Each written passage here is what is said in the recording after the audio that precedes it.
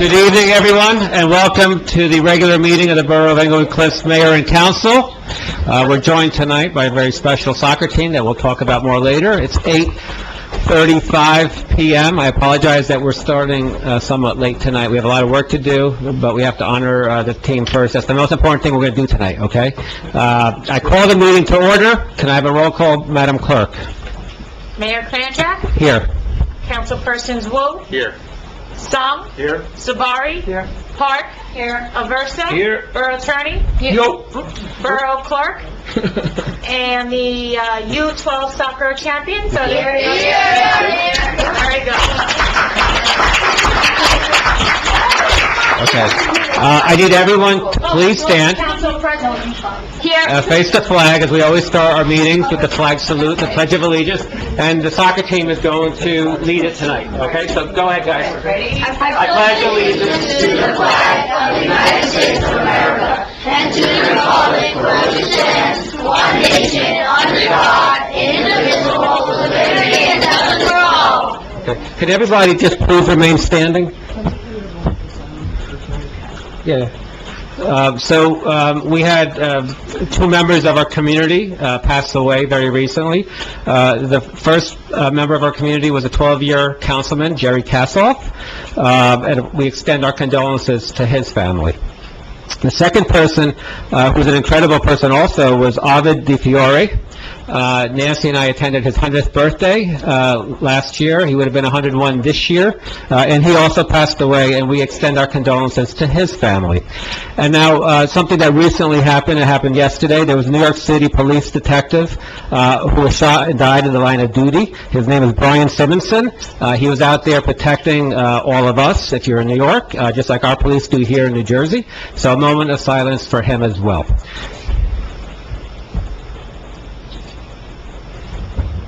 Okay, thank you, everyone. So next on our agenda is the Soccer U12 2019 champions. They're here. This is an indoor league, right? And where did you guys play? Scenic Armory. Okay. And what was your record? 6-1. 6-1. Okay. And who? So, all right. So, if you're a forward, raise your hand. Okay. And if you're a midfielder, raise your hand. If you're a center midfielder, raise your hand. That's what I played. That's what I played. If you're a defender, raise your hand. Somebody's raising their hand on every one of them. And if you're the goalie, raise your hand. Michael, I play goalie. He's not here. Michael, I play goalie right now. Okay, so because I was so excited to see AC Milan colors here, which I actually like a lot, I forgot to ask the Borough Clerk to read a very important statement of the Open Public Meetings Act statement. So she's going to read that first, okay? So hold on, guys. Adequate notice of this meeting was given to the press and posted as required. Date and time of this meeting was legally given as required by the Open Public Meetings Act. This notice is on file with the municipal clerk and posted on the bulletin board. Minutes of this meeting will be made available to the public upon the completion of typing and proofreading by the municipal clerk. Okay, thank you. So let's now present you with trophies, which is always great. Councilwoman Ellen Park is in charge of the recreation liaison here, and she will do the honors. And then I'd like to just do a photo with everybody, okay? And thank you for coming here. You still have to do your homework tonight, right? No, Homework before showers. I just want to read a little something about this EC team.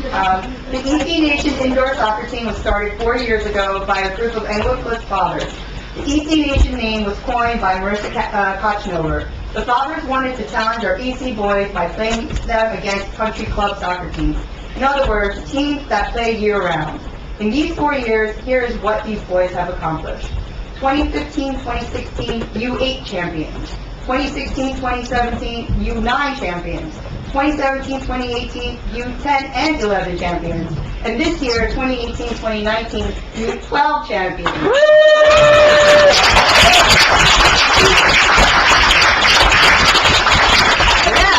Who's the leading scorer? Jeremy. All right. Yeah. What's your favorite move? Scissor. Scissor, okay. That's a hard move. That's a hard move. This year, U12 team was made up of 6 main players. These boys were supplemented by 10 younger U11 players. Together, they brought home another championship.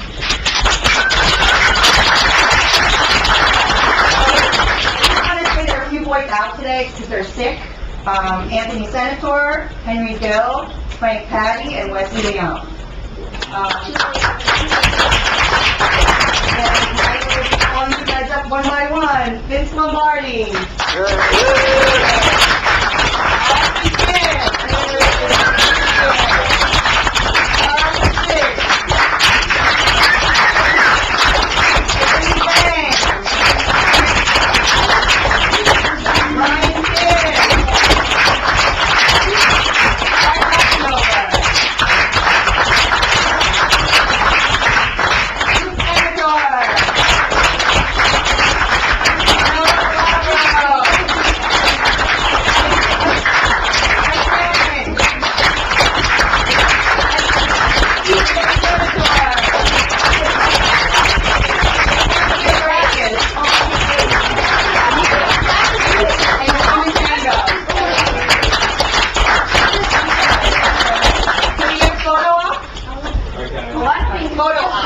Bravo.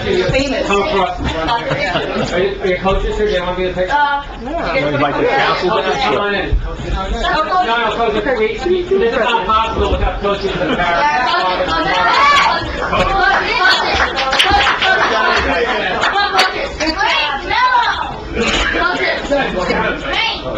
This side.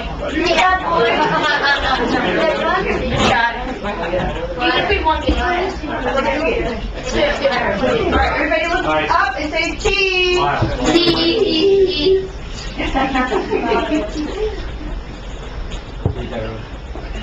Thank you very much. It's one of the few times I got in.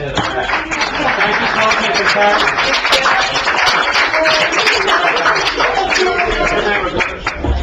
Play high school. All right? Thank you. I think some of you also were here for the baseball. That's around here. Round third. Be good guys.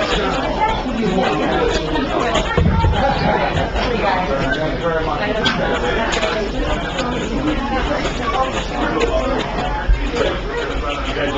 I also want to mention that outside is a food collection that I do every month for the Office of Concern Food Pantry at St. Cecilia's Church in Englewood. I thank everyone who's brought a food donation tonight. The table will be set up until tomorrow morning, so if you forgot and you want to drop something off, you're welcome to do so later or tomorrow. We got a letter from the Office of Concern thanking us for all we did last year, and I promised them we would double it this year, because there's a lot of people who need our help. We're very fortunate and blessed in our community, but there's other people out there who aren't, and there's a lot of working poor in Bergen County, and we need to help them, okay? So thank you. Next on the agenda, it's a bit of old business. We moved it up because we want to talk about the parking problem on Clifton Terrace, which has resulted from a very popular new restaurant there called the Brownstone Pancake Factory, and we thank them for being in town, but we also need to manage our traffic situation better and restore the quality of life for the residents on Clifton Terrace. So what we've been doing, and I thank the residents for reaching out to me, again, the officer in charge of the police department, David Hill, recommended to me and to this council, I related to the council, that we consider restricting parking on Clifton Terrace to residents only. Okay? Now, this is different than, somebody pointed out, oh, Leonia had that problem. Leonia was a throughfare problem. People, they restricted people from driving through. We're not doing that. We just want to restrict the parking only to residents. It's also a dead end, so there's no through driving. So I'd like to have, it was the Borough Administrator, were you going to speak on this, or was the police officer going to speak on it? Actually, the police officer that's here can't really speak on it, but And thank you for being here, but you can't speak on this. Point of order, Well, Mayor? he's not in traffic. Yeah, I spoke to Lieutenant Hill, Right. and there were some concerns about resident-only parking, which we're limited with our choices. You're absolutely right, Mayor. You know, there are certain things you can do, certain things you can't do. So that it really boiled down to either having no parking at all on the street, which I don't think any of the residents would like, or limited parking in the form of resident parking.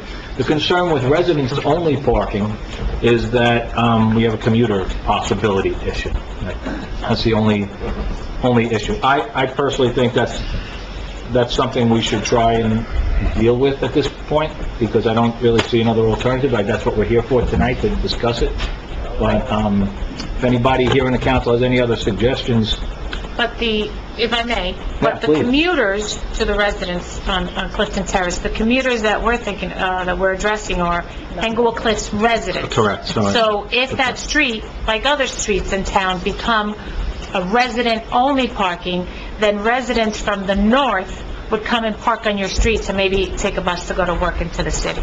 So that's something else that the police department and the governing body have to look into.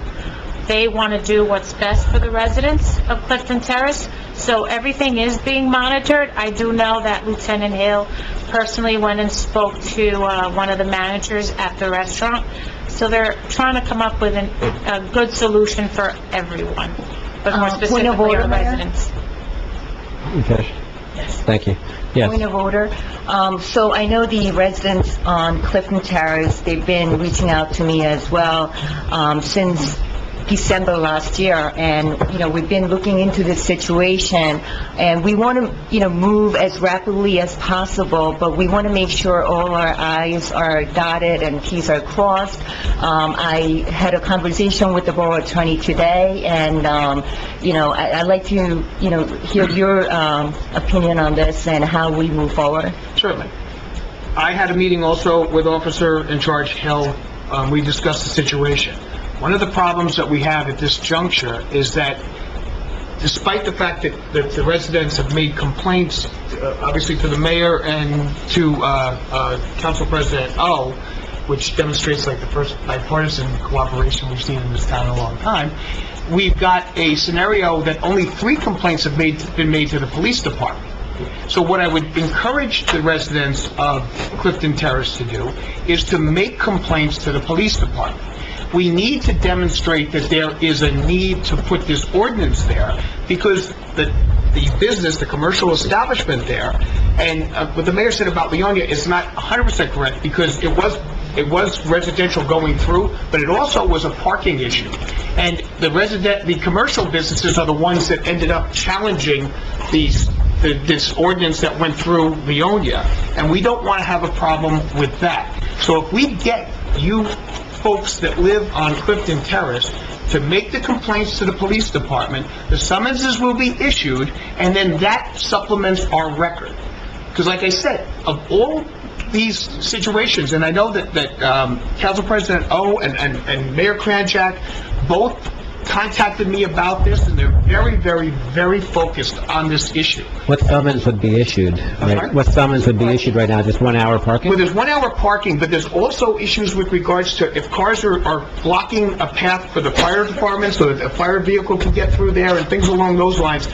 And just the fact that you're calling the police department, everything you do when you call is logged. Okay, so it's all in there. And that gives me the opportunity, so if this ordinance or this change or this, gets challenged in some way, I can say 73 complaints in the span of 4 weeks. Okay? And that demonstrates that there was a need and that there was a problem. So all I'm asking, okay, is that you know that this council and the mayor have dedicated themselves to trying to resolve this issue. I just need you guys to make the complaints to the police department. Calling council personnel, calling the mayor is a great idea, but call the police. Well, actually, I know the residents are thinking what I'm thinking. You were all here. There was probably about 10 or 12 of you that came up to the microphone back in December, and expressed your concerns, the problem, and it was very clear from that moment that we had a problem, and I don't think that it's necessary to inundate the police department with phone calls when we are actually the governing body up here, and the police department works for us. We know of a situation in town that needs to be rectified. This is completely different than Leonia, okay? So let's not even get lost. No one's going to sue over this, and if they do, they're going to lose, right? So I would want to find a way to find relief for the residents tonight, because that's why we're here, that's why they're there. It's And I asked the borough attorney to write a draft of an ordinance through the borough administrator for tonight for action. So has that been done? The due diligence, you see, what's remarkable to me is even when I agree with you, you attack. I'm not attacking you, I'm just saying I don't agree with you. But But here's the scenario. have you done what I asked? I have done the due diligence necessary before we draft something along those lines. So you haven't done the What I'm ordinance? asking is that the folks on that street make the complaints. I spoke with Officer Hill, Officer in Charge Hill. He agrees with me that that's the way that we need to do this, so that we can actually supplement the record and make a strong case. And if you think that the Brownstone, with their money, is not going to have a issue, we don't even know what was granted to them with regards to their certificate of occupancy. So that needs to be looked at also. That has nothing to do with this. Yes, it does. Well, we do know that the 1 hour parking, I think, is not a good idea, because I No. don't think that solves any Yeah. issue, so Well, what I would... we couldn't agree on So, that. look, I think what could actually happen tonight is, we could pass an ordinance or introduce one, and between now and then, you guys could inundate the police department with your complaints, because they're still going to, the new ordinance won't be effective for another, how many days? March 13th. I'm okay with that. March 13th, right? So I think that would solve the problem, and, I think we could open to the public I think also that's a for good this. idea. We have it, so it's gonna, we have it to be open to the public. Why don't we just open to the public? Yeah, so, could I have a motion to open to the public on just this issue, okay? On just, Just a second. So moved. all in favor? Yeah, yes, sir. Please come to the microphone. Yeah, so, public speaking rules here are, Yeah, 2 or 3 months ago, you can just take your name and address. my name is Earl Williams, Thank you. 31 Clifton Terrace. I live toward the end. But what I recommend, what should happen, we have a brownstone down in Edgewater. They have valet parking. They should be mandatory here to have valet parking to put the people's cars in the areas, not down the street where we live. Okay, that should be mandatory. Valet parking, they have it down there, and they have the control of people's cars where they're putting the cars. Valet parking, that's my only complaint. Yeah, I think, do we have an ordinance that restricts parking to the premises that, I don't think we let people park in other do you know about this? I don't know about that, but I'm pretty sure there can be an agreement made between the owners of the restaurant and across the It street. should be. I thought we had an ordinance in place that restricts parking for commercial establishments to only that establishment and not valet parking. I see a lot of head shaking, yes, but we need to check that. I agree, that would be an elegant That solution. would be the answer to the problem, because this way, when people come in, their cars are being parked in a certain area, not down the block where we live, where I live. Right. You know, and in front of driveways, people can't get out their driveways. They're putting cones, we're putting cones out in our driveways, the people, keep people from parking in there. And you have to come through there and see all those cars parked through there. I did. It's unbelievable. I did, I saw it. I went last weekend. Maybe council can look into that ordinance to see if we need to change the ordinance about Valet parking. parking on a premises versus restricting. I don't think there is. But can we enforce that? Works in other places, but they have, they have... Hello. Hi. My name is Veronica Williams. I'm also at 31 Clifton Terrace, Inglewood Cliffs,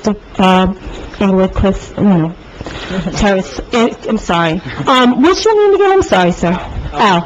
Okay. The last time I was here for a meeting, which was also a couple months ago, and I was told to, if I see a car parked, that shouldn't be there. Like, my situation last time was, there was commercial truck that I saw that had no plate on the back of it, which I found to be very disturbing. And again, my mother had saw commercial trucks in the block with no commercial plates on, on the vehicle, which I know that is not right. It's illegal. Okay, another thing is, I was told, oh, call the police.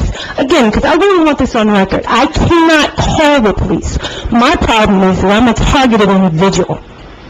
Every time I went to try to get a cell phone back in July and August, every time I got a phone, they got my number.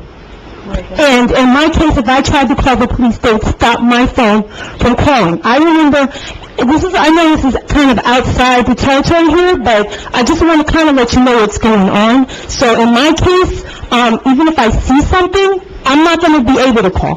The only thing I can do is go to and report the police department, which I did back in August, but it seems like a couple of times, I was kind of much turned away, to be honest with you. I didn't really feel like I was really, truly, honestly, wanting to really help me.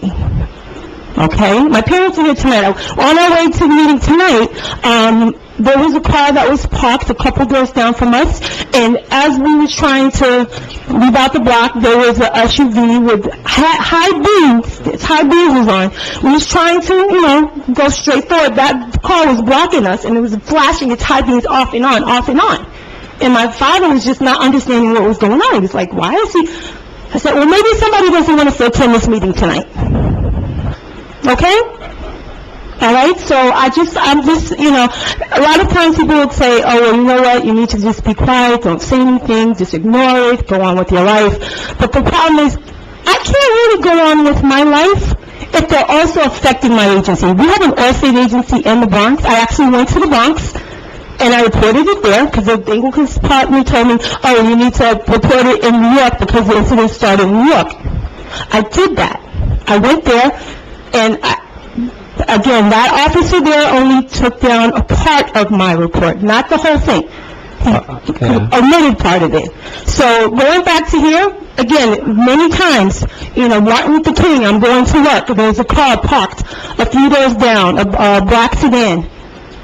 And I'm getting my car, I'm looking at this car, and I know something's not right. I know it has nothing to do with the people that the car is parked in front of. I know the people there.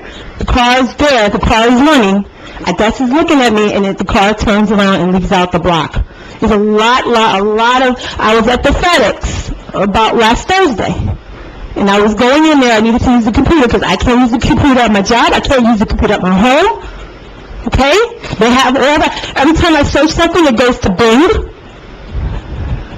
They're controlling everything. They see everything that I do.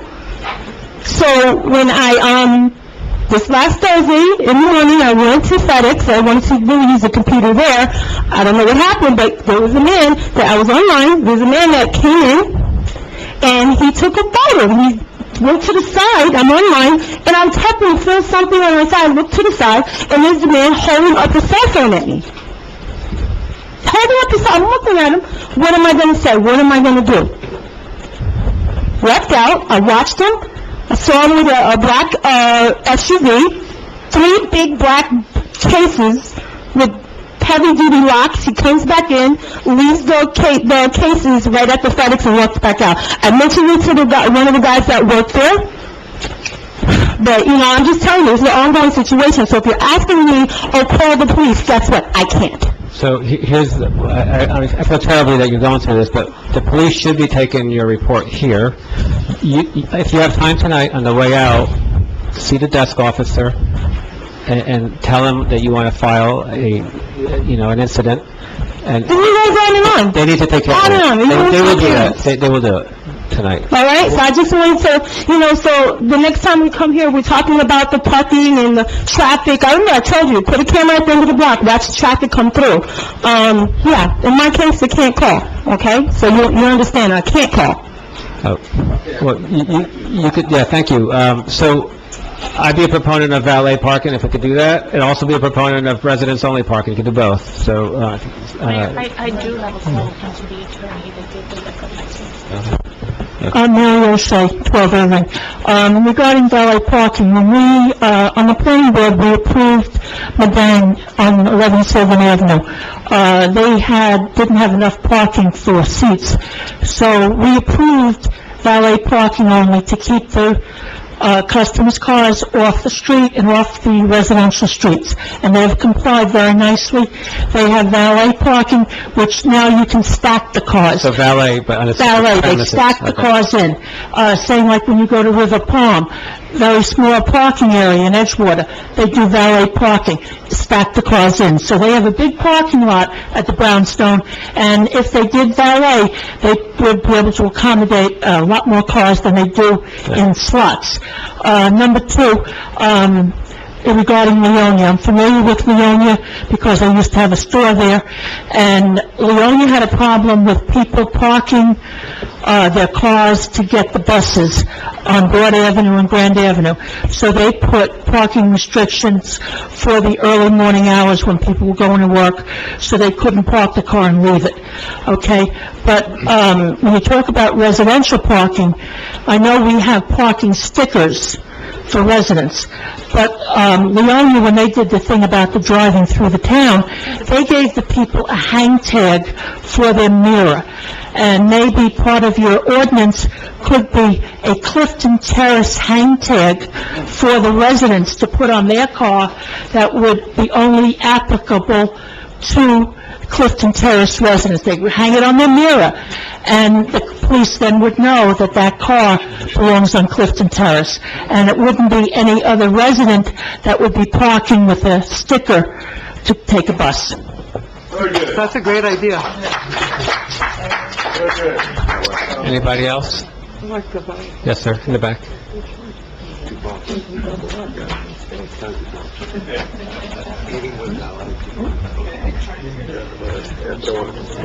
I was here last time and talked to you about this. First of all, I would like to address the issue of calling the police. We did. Your name, please? Can you state your name and address? Wolfgang Reich, Thank you. 10 Clifton Terrace. Again, to start over, we did call the police, and by the second time we called, we just got, there's nothing we can do about it. So there was no enthusiasm about giving me any reason to ever call back again for the same reason. And we have talked to police officers who actually patrol the area. I know they make an effort. I know they come in, they mark the tires to enforce the 1 hour parking. The people got pretty smart. They come and they move the car a few inches, and that idea goes down the drain. So the only tickets they've been able to issue is cars that actually overlap driveways and actually break that rule. As far as the congestion is concerned, I think I addressed that last time with you. Englewood Cliffs residential streets are not made to accommodate parking on both sides and traffic in both directions at the same time. Does not work. Last weekend, I turned into my car, into my street, trying to go home. There were 4 cars lined up, trying to get out of Clifton Terrace, and I sat there, halfway in, halfway out, waiting for these people to come through. While I'm sitting there, there's a 5th car coming down, and would you think they would stop and wait for somebody else to come through? No, they came right down. I sat there, I couldn't get into my driveway, which is the first driveway on Clifton Terrace, for about 5 minutes. And that's not reasonable, okay? So, I would think that the idea of residential parking is a good one. I think the one that Mary O'Shea mentioned before, with maybe a hangar tax or whatever, that's a possibility.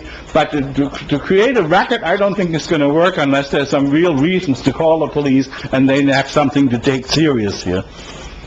Yes? Sir, can I ask you a question? Yeah. How long ago did you make that phone call? Weeks ago, months ago? Weeks ago.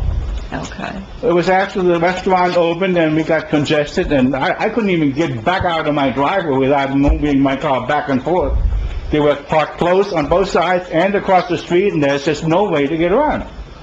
I mean, it's really upsetting when you live there, and when you think that there should be an emergency up there, up the street somewhere, and a fire truck has to get out there, or a police car has to get up there, it isn't going to happen. Now, it's only a short period of time, for about 3 days a week.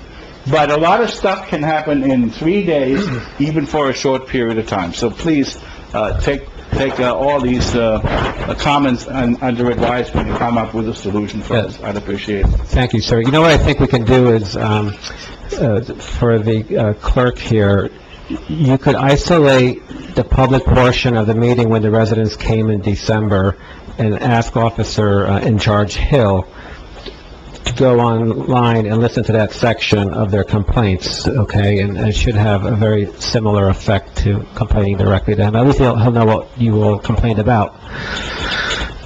Can you do that? Someone has to take a ride through there and see it. Ask him. Live there. Yeah, so from the council, I'd like to, I'm sorry, Somebody else. there's other people, yes. Yes, sir. Come here again. Yan Lu, 11 Clifton Terrace. The reason we didn't call the police during the last couple of months, because December we come here, we gave out the concern to the council, we just waiting for this one. Because now the car parking packed, we didn't call. We want one day, like something new rules come over, that's why we didn't call. Before the meeting, I called a few times. Honestly, the one day, you remember the car parking for one week, right? I called the police like a number of times. So the three calls, I don't think there's only 3 calls. Only that car, I called like a number of times. Eventually, they turned the car away, but before the December, I called many times, because I'm living in the beginning of the street, most cars here. And also, I remember one time I called, and a second day I called again, so the car's still here. The second day, the officer, he picked a phone. He said, you called yesterday? Yes, I called yesterday. He tried to find the record. He said, I didn't see any record. You called? I said, no, I promised call. I talked to the person, and he said, he cannot find record. So that's why during the last, from December to now, I didn't call anymore, because I said, you know what? And also, I cannot call the car parking. I call, oh, please come over the parking. They come over again. I know the police are very busy. They have to take all the care. Sometimes I call them, they come like 1 hour later or 45 minutes later. So like I said, my neighbor said, on this Sunday, I think the policeman Ben, he come over. He put a check on the tire. Then the guy come over, they just roll like 1 inch. They get smart. They just roll it 1 inch. Okay, we're good. And I have been waiting for Ben come over, but I believe he's busy. He may never come like in 1 hour. So maybe 2 or 3 hours to come later. All the cars done. So that's all the customers, they feel very safe to park on the street. They say, look, nobody complain, and no one going to come to take this one, and we don't want to bother the policeman over and over again. So I talked to Ben, he told me that, what can I do? They have 1 hour parking. I have to allow them to park in 1 hour. But he may not able to come because I'm the 1 hour to check this one. Also, the this driver, they just roll a little bit 1 inch, what they can do? So these people that play the game with us, they've been for a while. Also, it's not for the parking issue, because Englewood, Clifton Terrace, the West Wall Street, they park on both sides. The driver, they park in the car, they're not going to work in the middle. They're going to work in the grass. All the people work on the grass. You can say after they end, napkins, drinking cups, and smoking pack cigarettes. All on the grass. They just walk on the grass, be more safe. They don't want to walk on the middle street, too small. So all these things, and also we have the trash can, police one. They take the trash can to the grass to get a space for the parking. And I have the bicycle, I put this on, they take my bicycle, put bicycle on the grass, they park in the car there. All my neighbors say this. My neighbors say, oh, they take your bicycle, they throw a bicycle to the grass. So this happened, so we cannot call everything. Oh, please, they have to take my bike or car. No, but all our neighbors have been here, suffer for November until now. And before November, I tried to call them many times. But after December, after meeting, I didn't call anymore, because we just gave our concerns to bring the concern up to the meeting. We just waited for you guys can help us, you know.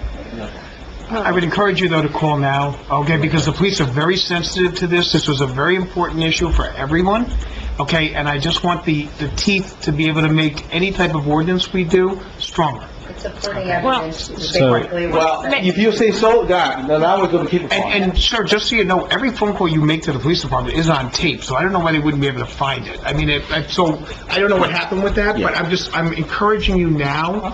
Okay, based on my conversation, and then we have the ability to put some teeth. Mr. Woods, can I ask you a question? Is there any way that we can maybe introduce an ordinance by title tonight? I have the title of what's in our ordinance, maybe introduce it, and together we can work on an ordinance? I mean, with... That's sort of a paper dragon, and I don't know if it's necessarily, like, right now, I think we are better off given the opportunity that the police are now looking for this. Okay. To be able to get the ammunition and the evidence necessary to be able to make this ordinance or make whatever we do. If we have these complaints, we can go to the management and show them that maybe they have to go with valet driving, your valet parking, which is certainly something that could be looked So at. tomorrow morning, I will call the Brownstone and talk to them about valet parking.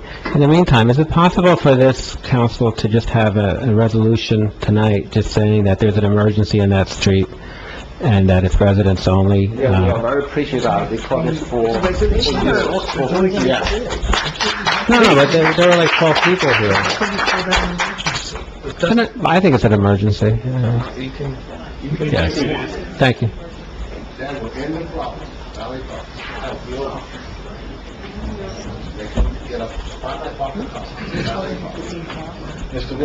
Carol McMorro, 489 Summer Street. Mayor, if I may, I have an idea. I don't know if it's going to work, and obviously the residents would have to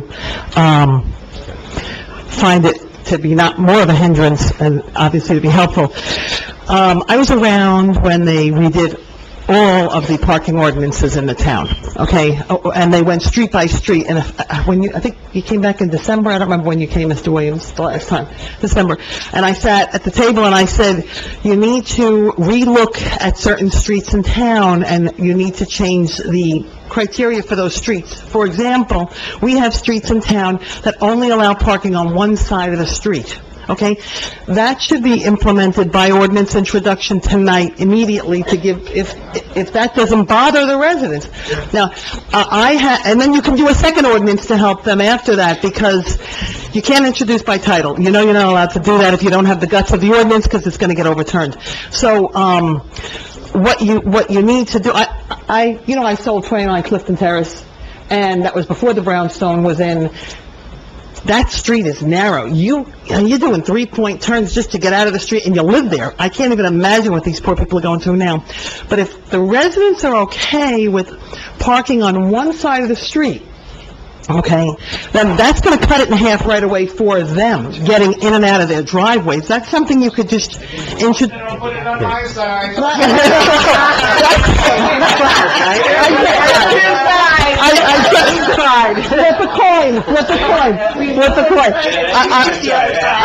I just said, I did so, what?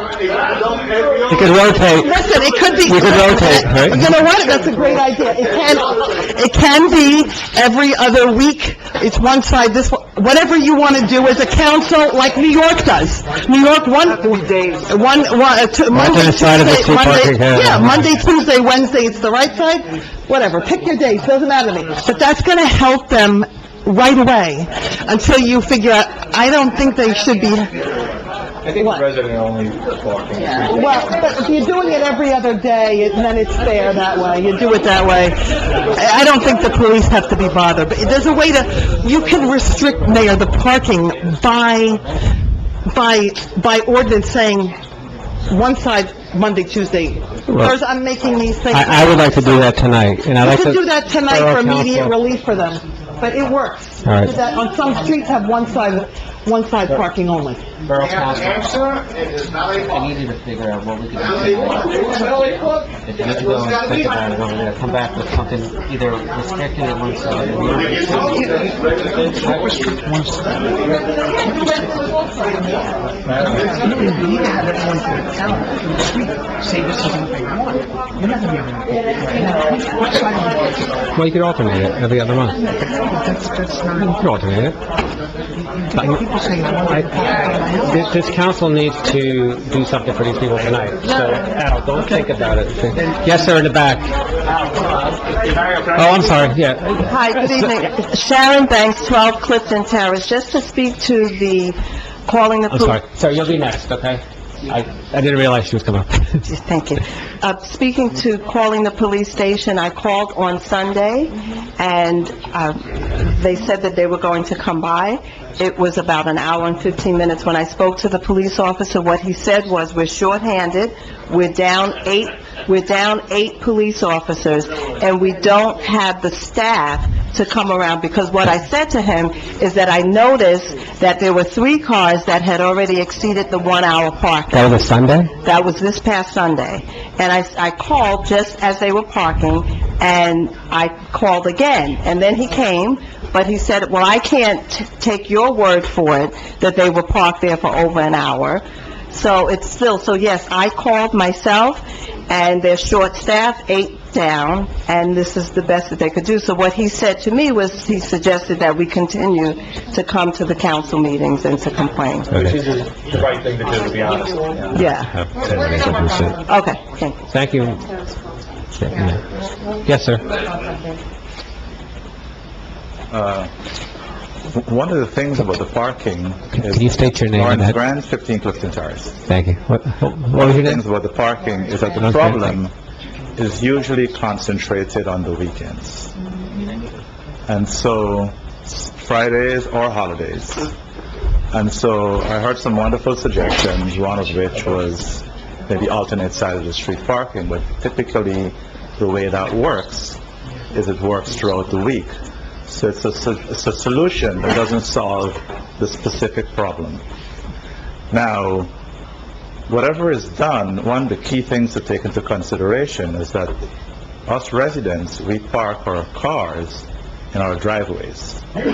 Because it isn't a through street, cars have to U-turn. And so if a resident have their car in the driveway, and it's a 2-car garage, there's a space there. What happens is they then U-turn into that open space, putting the person's parked car in jeopardy of being hit. And that way you would never know if somebody hit your car if you didn't see it happen at the moment. So it's not only the issue of parking, it's the issue of just movement of the cars in and out the street. Now, to put it in perspective, you're looking at probably having over 100 cars on a Saturday traversing through that street. So you're looking at over 100 U-turns when before November there were no U-turns. Now, there are also children living in the street. Now, one has to be conscious about the kids coming outside, because with cars U-turning, and again, it's a very narrow street. It then becomes hazardous for the kids to be outside, or even going to put the garbage outside because you have this traffic. So ultimately, the solution should include residents-only parking, and it can't be time-based where it allows others from outside to come in and park, because one of the problems is enforcement. I sympathize with the police department, because if you're calling 911, typically you're calling for an emergency. Now, you can imagine if you're calling for parking and you're competing with emergency calls, they have limited resources. Where they're going to put those resources? So, I think in summary, what we're talking about is resident-only parking, parking that doesn't allow for a time frame such that the police department would then have to check times to try to enforce the parking. And a great suggestion was the valet parking, because then that goes to the heart of the problem, which is the business. The cars are coming because they're going to the business. So if it's managed that way, and also with parking, I think the problem is. Thanks. Thank you, sir. Yes, sir.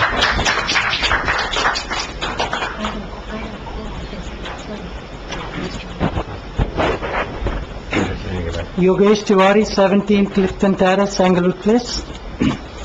We came here in December also, and we addressed all our serious concerns.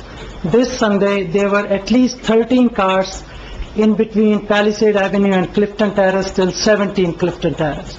I personally called the police department. They said the cop would come and he already marked. I saw the cop, I'm not gonna lie, in the morning, around 9:30 and 10, he marked some of the cars. But then I did not see the cop for next 2.5 to 3 hours. And there were 2 cars which were parked in front of my house for more than 3 hours. I know the police are short-handed. Unless or until the cop is there round the clock, like for 8 hours, just taking care of the street, then the 1 hour parking may work. So I don't think so the 1 hour parking is a good idea. The other thing is, it's a residential street. Brownstone should be told that's a commercial. Commercial place should not use the residential street. We have the kids, we have the elderly people, we have all kinds of mixed people living on that street. And my house is being robbed in the past. So now with all these strangers, they're coming and parking their car in front of the house. Who knows that my house is gonna be robbed again, or somebody else's house is gonna be robbed again. And it's a very serious issue. And this thing becomes worse on Saturdays and Sundays. Right. Thanks. Thank you. Yes.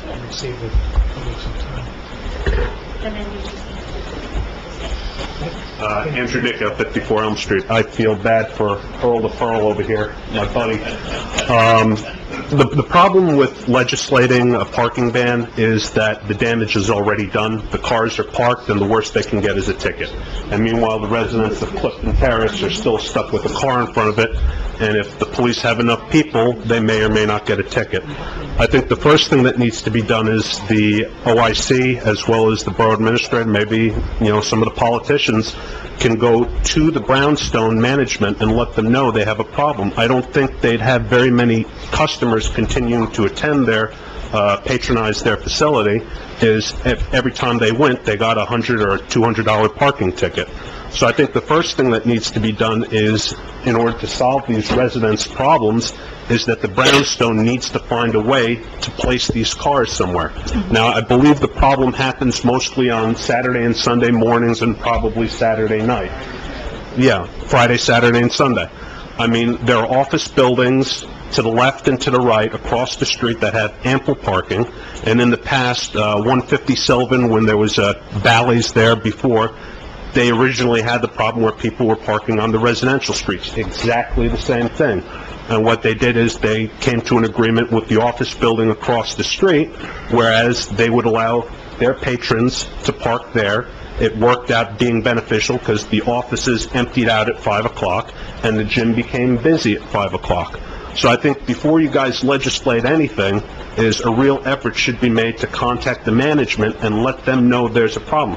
Our police officers do a great job, but to be honest with you, on a Sunday morning, they probably have only 2 cars on the road, and if there's an alarm, a medical emergency, an accident or something like that, they're not going to be able to spare somebody to go to Clifton Terrace and write parking tickets. And I think it's unfair to the residents to set an expectation that the police will be able to do something when, in reality, it's very tough for them. Unfortunately, a parking complaint is probably very low on the priority. I don't mean to disparage the police department, but I think the real way of solving this is to talk to Brownstone and emphasize, hey, if you want to have customers there that don't get tickets, fix your parking problem. I hate legislating a problem when you can just solve the problem with the ownership. Thank you. Yes. Huh? They haven't told. May I cut through this way? Yeah. I don't want to disturb you. I didn't know anyone could do that. Like... Dave DiGregorio, 165 Charlotte Place.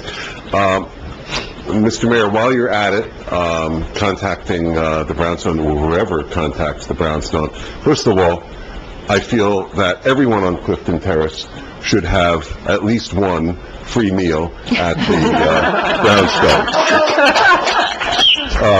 That's the least that the owners can do. The second thing is, certainly, I don't know if it's legal or not, but if I were living right at the end, I'd probably be the most popular person on the street because I'd put a sawhorse up at the end to prevent people from coming down the street and parking. And then people that want to leave would have to get out of their car. Can't do self-help. I know you can't do it, but I would do it and probably get in trouble for it. Cover your ears. And the third thing is, it bothers me no end to hear that we are short of police officers in this town. I really think that this is a safety issue. I heard through the grapevine that there were 2 thefts on Charlotte Place, the street that I live on. So I really think that it's incumbent on the council to, number one, solve this problem, and let's hire some more police officers that are going to keep us safe, and there should be no question about having a lack of safety officers available on a Sunday. That's my opinion. Thank you very much for listening, and I hope that the council will take advantage of this moment to solve these relatively simple problems that I hear. Thank you. Anybody else? We have, okay, yes. Tony Moore, President 26 John. Sorry to bother you guys, but when you're looking at streets, yeah, John Street. The only thing I would like on John Street, if possible, limit the trucks. We have cars parking, but now we have huge trucks again parking. I get UPS trucks right and left, and they block.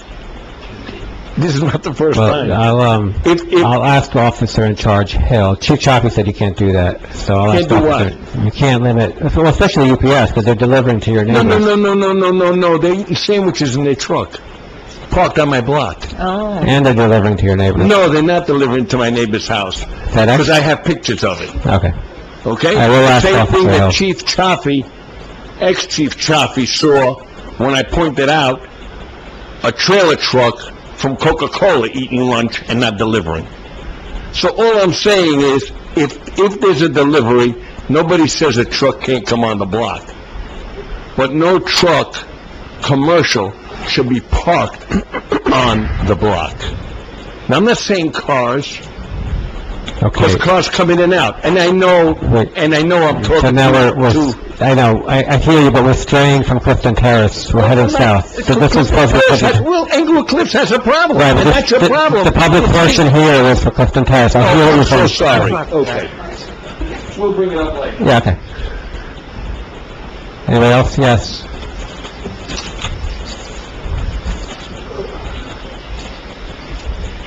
Aaron Geiger, 270 Alfred. I agree with Mary that the idea of having something extra for the Clifton Terrace residents who park there on their house, would be a good idea. I also have found in another jurisdiction that I'm familiar with, that parking, when they mark tires, they make it in the zone. It's not just in the spot. And cars get ticketed if they stay in the zone for more than 1 hour. You can't move across the street, you can't move to the next block, you have to be, and they just ticket you. If you've had a mark on your tire, and 1 hour later you were within 5 blocks of that area, you're ticketed. And it works.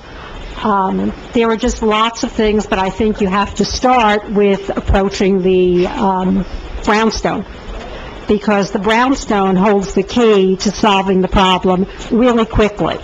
And I think that whether it's the mayor himself doing this, or a council representative, or both together, some approach has to be made to the brownstone first and quickly to try and remedy the problem. It's in their interest to have happy customers and to have residents happy with them being in our town. Anybody else? Yeah.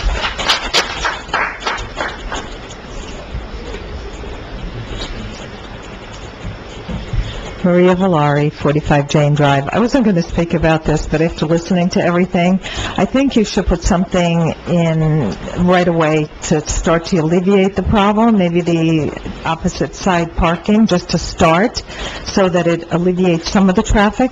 But the other thing is, instead of marking tires, why aren't we just putting a boot on the tire? And guess what? They're going to have to call somebody and get somebody to come there and pay a lot of money. That's what they do in all the other towns, in Hoboken and Weehawken, in Jersey City. This is what they're doing. Because then, you know what? When you realize that you're going to get a boot on your tire and it's going to cost you $225 just to get somebody to come and remove it, that might solve the problem. Thank you.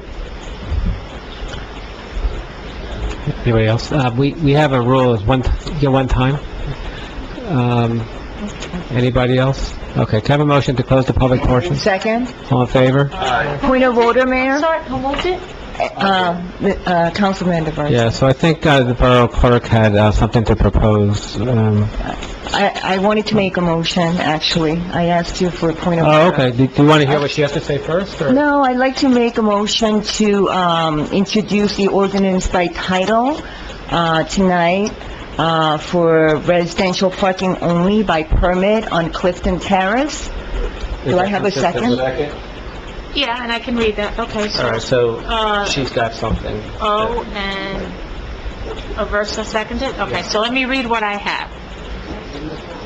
It's going to be ordinance 1905, an ordinance amending Chapter 3, Section 3-12, entitled Resident and Visitor Parking on certain designated public streets, specifically Section 3-12.2 and Section 3-12.7 of the revised general ordinances of the Borough of Englewood Cliffs, County of Bergen, State of New Jersey. Be it ordained by the Mayor and Council of the Borough of Englewood Cliffs that Chapter 3, Section 3-12 shall be amended to include the following, and it talks about residential permit parking only, so hopefully everyone has the stickers on their cars to show that you're a resident. That's part one. And then the important part is 3-12.7, streets designated for restricted parking. We'll be adding Clifton Terrace on both sides. Be it further ordained that this ordinance shall become effective upon the adoption and publication in accordance with law. Be it further ordained that all ordinances or parts of this ordinance of the borough which are inconsistent with the provisions of this chapter are hereby repealed to the extent of such inconsistency. And be it further ordained, should any part of this provision of this ordinance be held unconstitutional or invalid, such decision shall not affect the validity of this ordinance as a whole or in any part thereof, other than the part held so unconstitutional or invalid. This ordinance shall take effect upon final adoption and publication according to law. Members of council, are you okay with that? Yeah. All right, let's have a roll call. Okay? Ordinance 1905, Councilpersons Wu, Yes. Song, Yes. Sabari, Yes. Park, Yes. Aversa, Yes. Oh. Yes. Okay, so it passes introduction. The way this works for the public is that ordinance got introduced just now, and then probably at our next regular meeting, there'll be a public hearing and an up or down vote on it, so it won't be effective until after that meeting, if it passes and it's published. Unless... should advise the restaurant of what's happening. But I am still going to reach out tomorrow with the valet idea as well, so hopefully we'll get both things, all right? I thank the residents for coming here. Mandatory valet. Got it. That are in homes. About the free meal. No problem. Mandatory, like they do in Edgewater. Valet parking, they got all areas to park in, they park the cars for them. That's the end of it. Okay, we had two items of correspondence. One I mentioned already is the Office of Concerned Food Pantry. They thanked us for our contributions, and I thank everyone who brought food again here tonight. The second item of correspondence was from New Jersey Department of Transportation regarding LG corporate headquarters. And so now we're up to the next part of our agenda. Next part of our agenda is the approval of minutes from the special meeting of January 10th, 2019, and the caucus and regular January 15th, 2019 meeting. Can I have a motion, please? Second. Is that for both? All three. All three? Yeah, all right. If you have to recuse on one, let me know.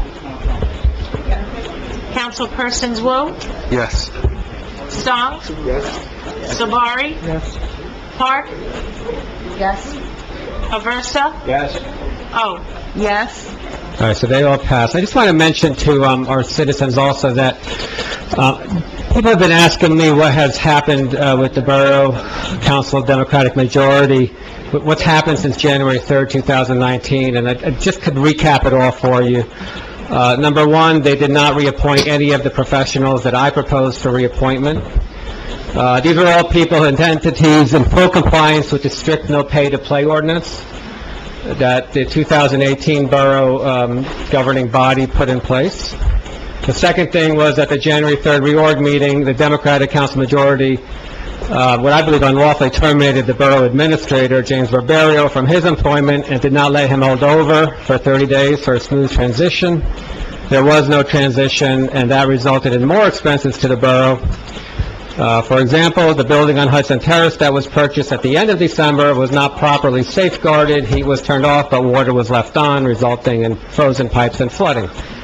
The third thing that I would point out to the public is that at the January 3rd reorg meeting, the Democratic majority unlawfully and degradingly terminated our borough attorney, Amory Rizzuto, on the spot. Their action caused further lawsuits against the borough. At the January 3rd reorg meeting, they appointed Al Wunsch, sitting next to me, as acting borough attorney, despite the fact that he is conflicted for having represented Captain Brian Murphy until literally minutes before being appointed acting borough attorney. An important point, Wunsch is referenced in the surreptitious Chaffee recordings as someone Chaffee would work with to extort me into stepping down as mayor. Nonsense. They excluded me from all meaningful settlement discussions with the PBA, then Chief Chaffee, Boswell Engineering on the Morrow Road issue, and the affordable housing litigation. In fact, it's clear from the record that Mr. Wunsch went to the settlement meetings with Normandy Development before he was authorized to do so. The PBA lawsuit for improperly using the ECPD, Englewood Cliffs Police Department, police insignia in election campaigning was settled by Mr. Wunsch, despite Mr. Wunsch's enormous conflict of interest from representing at least one member of the PBA. Conflicts do not seem to matter to you, Mr. Wunsch. The lawsuits by Chief Chaffee were also settled so that Chaffee would never have to account for his insubordination, the surreptitious recordings he made, or for the death threats he made, the sexually harassing language that he used, Captain Murphy's racist speech that he participated in, Captain Regan's racist comments, or for targeting of me, and for the overtime abuse and fraudulent government overtime records that he orchestrated. As far as I know, because I am not told very much by these people, Chaffee continues to be president of the Volunteer Fire Department. Think about that. And Gloria O's and her compatriots up here rushed to repeal my 2018 no-pay-to-play ordinance. They did not do that correctly either. I vetoed it, and then they reintroduced it materially the same, so they could award their friends with your money. I will veto it again because it still fails as a viable piece of legislation. The lawsuit against Boswell Engineering, which the doctor was here speaking about earlier, over the failed Morrow Road stormwater control project was settled, even though Mazer Consulting, the borough engineer, the engineer's report they were using was flawed.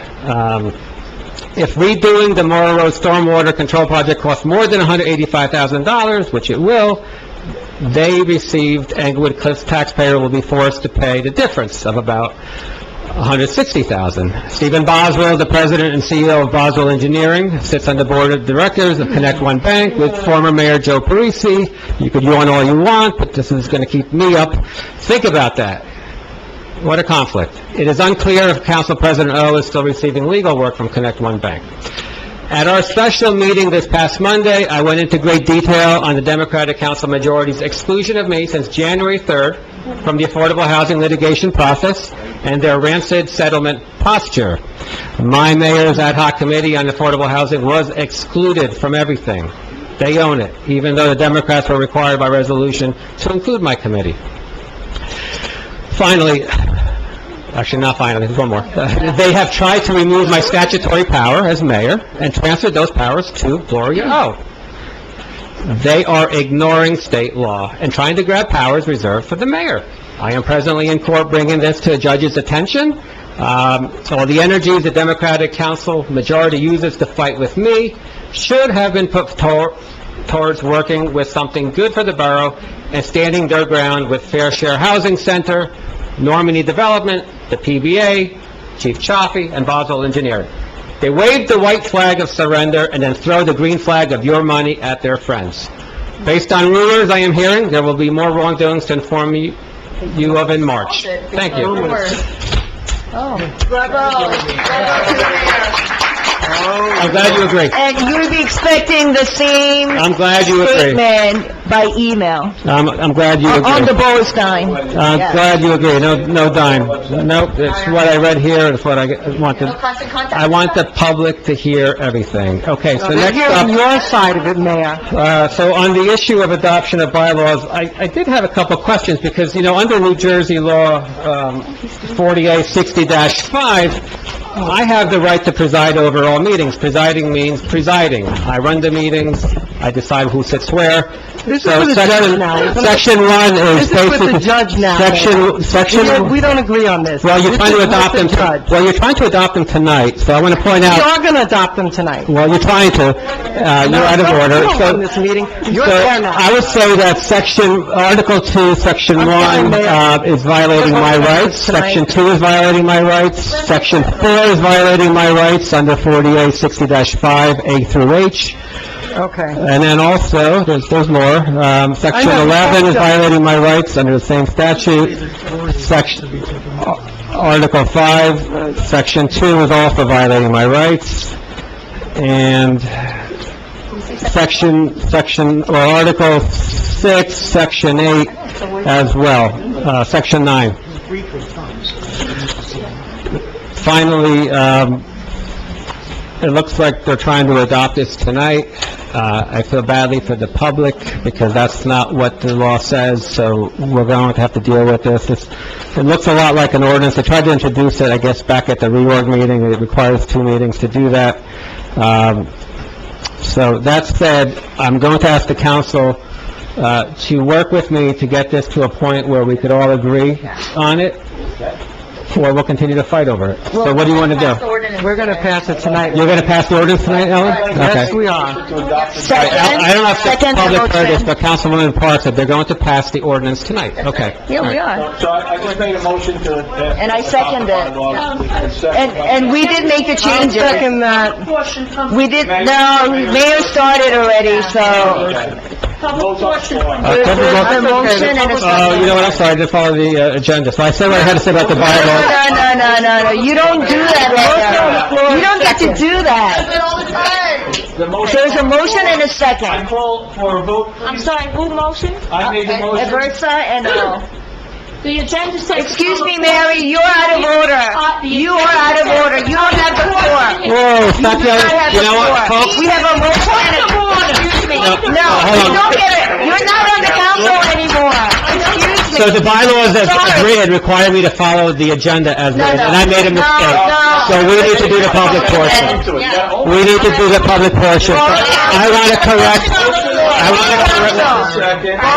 my mistake. We should have followed the... All right, well then anything that happens in the meeting from here on is tainted. Anything from here on is tainted. It's in the bylaws. You know what? No. Okay. Councilman Socks? Yes. Councilperson Savari? Yes. Park? Yes. Aversa? Yes. Oh, Yes. Okay, can I have a motion to open to the public? So moved. So moved. All in favor? Aye. Okay. Yep. Yes. I just wish that the public would respect the 5-minute rule that's just been adopted by the new bylaws. Please don't make us make a big stink like you did last week. I view that as an unconstitutional, hold on, wait, don't start the clock yet. I view that as an unconstitutional restraint on trade, on You've free done it 4 speech. times. However, I am delighted that after 8 years on council, Councilman Aversa finally found something productive to do at a meeting, which is to watch his iPhone and time everybody. There you go. See? Mayor, if it's so unconstitutional, how were you able to do it 4 times in the past? Yeah. Mr. Mayor, you want me to... I never do did. 4 days? You you never did. did? Yes, you I did. have copies of the I minutes. said to try to stay to 5. No, I never no, limited. no, no, I never no, no, time no, people. no. Never time 4 people. times. I thought you were black and white, not gray. Never time people. There you go. Never time people. You're lying again. Oh, will you relax? Why have you been upset all week? We had a meeting on Monday, and you're going crazy on Monday. You insulted my wife on Monday, and now you look at you I tonight. insulted your wife? Okay. Go ahead. Yes, you did. It's okay, you have 5 minutes. Gloria. Supposed to be right down here. You Mike? Can we let the residents speak? don't have the right to talk. Okay, Nancy. You don't have the floor. You have no rights. All right. Can we let the residents speak? All right. All right, all right. You have All 5 right, minutes. just, You don't know what you're talking about. well, we all saw that, Gloria. Okay. It's clear. Okay. Name All right. and address? I'm waiting for everyone. Wait, let me see your clock. So when you- Right here. Oh, look at that. Ed Aversa, the timekeeper. I came to the Borough Hall today Somebody has to run a to get a copy of the bylaws. they're here, Mary. May I have a copy? You said I'd get them at the meeting? I'm not deaf, you don't have to yell at me. Well, why are No, they here? They should be I'm up not there. yelling. I'm not I yelling, mean, I'm just talking. I think it's unfair to the public that we didn't have it. have had them before they voted on them.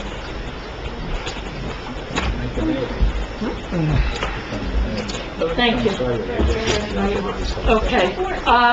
The next thing is, when I was on the council on November 8th, the council voted on Resolution 18250, which was accepting and modifying the hearing officer's recommendations as to insubordination disciplinary charges against Michael Chiaffi, dated November 20th, 2017. That resolution passed, and Michael Chiaffi was penalized 2 days for every day of insubordination. And that was modified from the hearing officer's recommendation of 90 days for every day of insubordination. So 340 days, 348 days times 2 is 692 days. If you take an average 30 days in a month, that's 23.2 months. At his salary of December 17th, 2017, of $19,127.42 per month, that equals $443,756.14. That motion was passed by the council, although it was a 3-3 and the mayor cast the deciding vote. Democrats voted no, the Republicans, William Will, Mark Clark, and I voted yes. That money was to have been debited from Chief Chiaffi's accrued monies banked for sick time and everything else. And I want to know if this council now, with their settlement, have overruled. This was a legitimate vote of the council, and that money should not have been reinstated to him. It was taken away. It was taken away, and it should not have been reinstated. Now, I did request copies of his settlement agreement, and I did request a copy of the Boswell settlement agreement, and I was advised that neither of those were available to the public as they were not signed. I want to know why they're not signed, and I want to know when they will be available to the public. The public has a right to know what you are giving away, and that $443,000 plus dollars, because that's a year old on the salary, should not have been included in his settlement.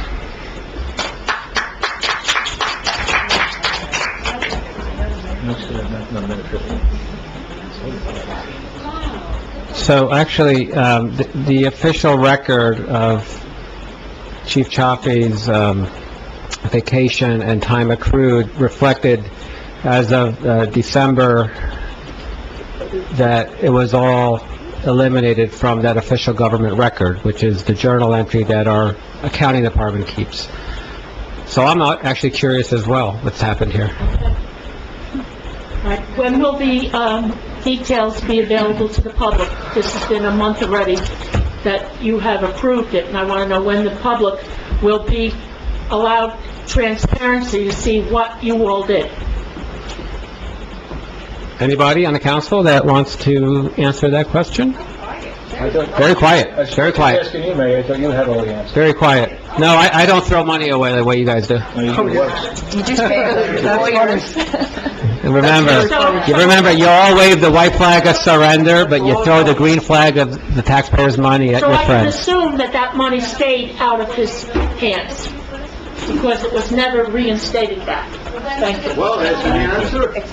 No answers? No answers. No answers. Well, let's be clear. So much for transparency. Councilman Wu, can you answer that? No, I am not aware. Because you've been excluded, right? I've been excluded, correct. Councilman Song, can you answer that? Answer that. Councilwoman Sabari, can you answer that? No, I'm sure it's getting signed. Councilwoman Park, can you answer that? What was the question? Mayor, I think it's the police committee.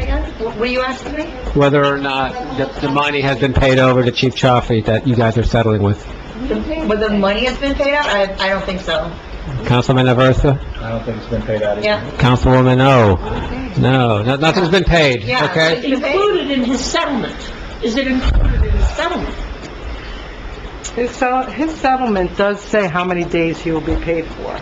Is that... So if he had accumulated sick time and vacation pay over his 30 years of employment, it probably is in our settlement agreement that he get paid. Well, there's also the insubordination and vacation pay. It It was taken away. Settlement made. Well, I guess what they're saying, Mrs. O'Shea, is that they gave it back to him. No, that's not true. Some money was taken away. Some money was taken away. Amount. Well, was it more or less than 500,000?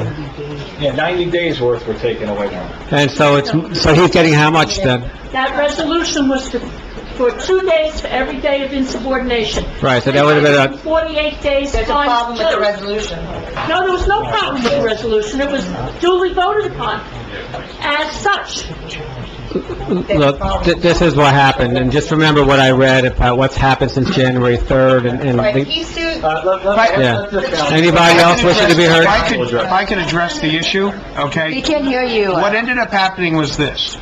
The mayor's vote on that tie was tainted when he filed a lawsuit against Chaffee personally, without telling anyone on the council. Mr. Wu, he didn't tell him. It was after He didn't the tell fact. anyone down. Unit advantage. It was after the fact. He went after him for punitive, he went after him for compensatory, and he went after him for legal fees. When he did that, okay, it caused us to have a huge problem. Your timeline is messed up. Your timeline is messed December up. 18th, he filed the lawsuit. December 18th. Yeah, the vote happened before that. The vote happened before that. December 18th. No. You're playing games with the public He filed the again. lawsuit. No. You're playing games because that happened after. That happened after. And quite frankly, what he's trying to say is that they're throwing money at someone who should not have your I'm money. sorry, I can't answer your question. You're talking about transparency, but you won't let you... No, because you're lying again. You're lying again, okay? After. And the reason, just so everybody knows, is that I did sue him because he targeted me. Okay. All right? He targeted me. This is the Because, conflict on the... because, and I waited long enough, but that was after the fact. That was after the fact. And Mr. Wunsch, I have to remind you that you have no authority. You're an attorney. I was asked. Act like an attorney. Be professional. I'm the mayor here. To the public, let's run the meeting the right way, please, and you wonder why I have to jump in? This is why. Look at that, the timekeeper. Here we Anyone go. else from the public wish to be heard? Anybody else? No, I didn't recognize you. I recognized him. You guys want to come up together? You can have 6 minutes. No, you can't come up together. You can't come up together. Who's the tenor and who's the bass? Once again, Dave DiGregorio, No sharing of time, just so you know, so... 165 Charlotte Place. Just let you know. Am I on? Yes. Okay.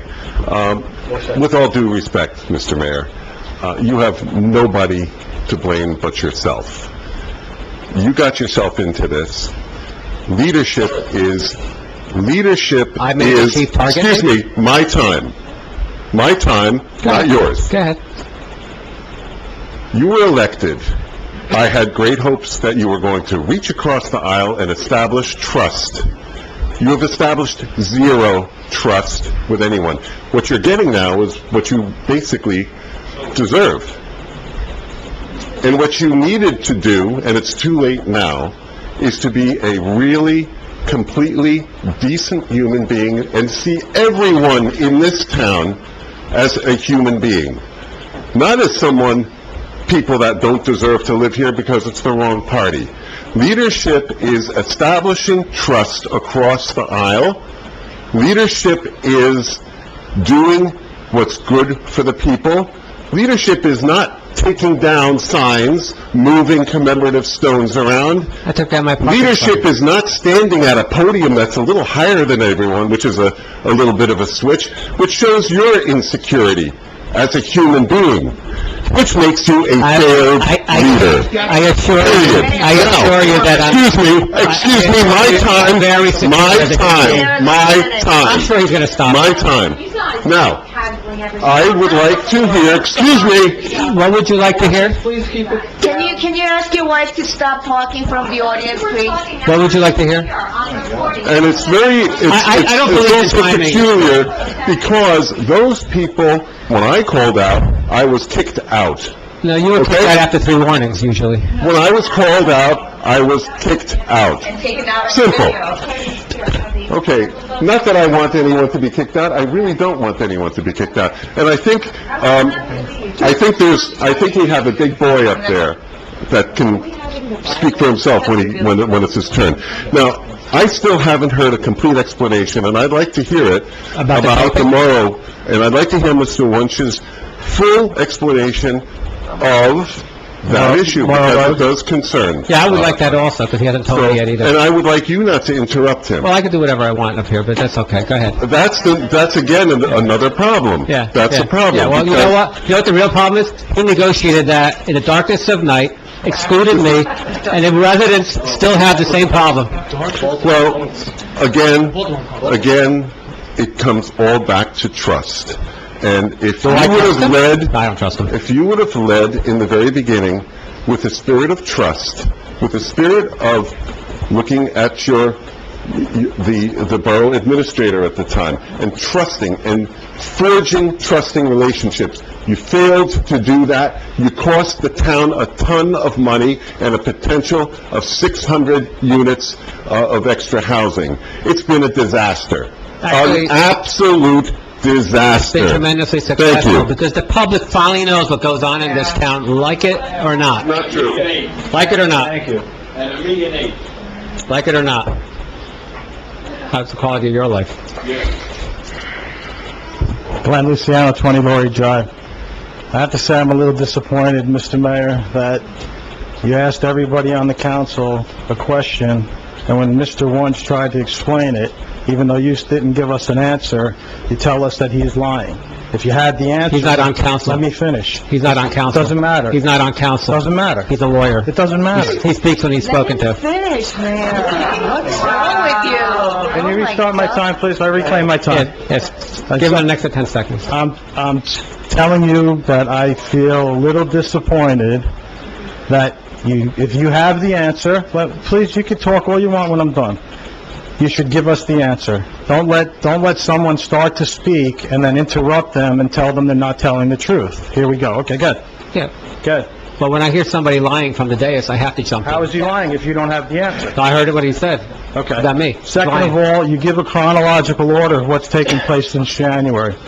It's my understanding that last year we had a police officer that had a hearing, that was found guilty, that was assessed a penalty, and that the majority last year overruled that penalty.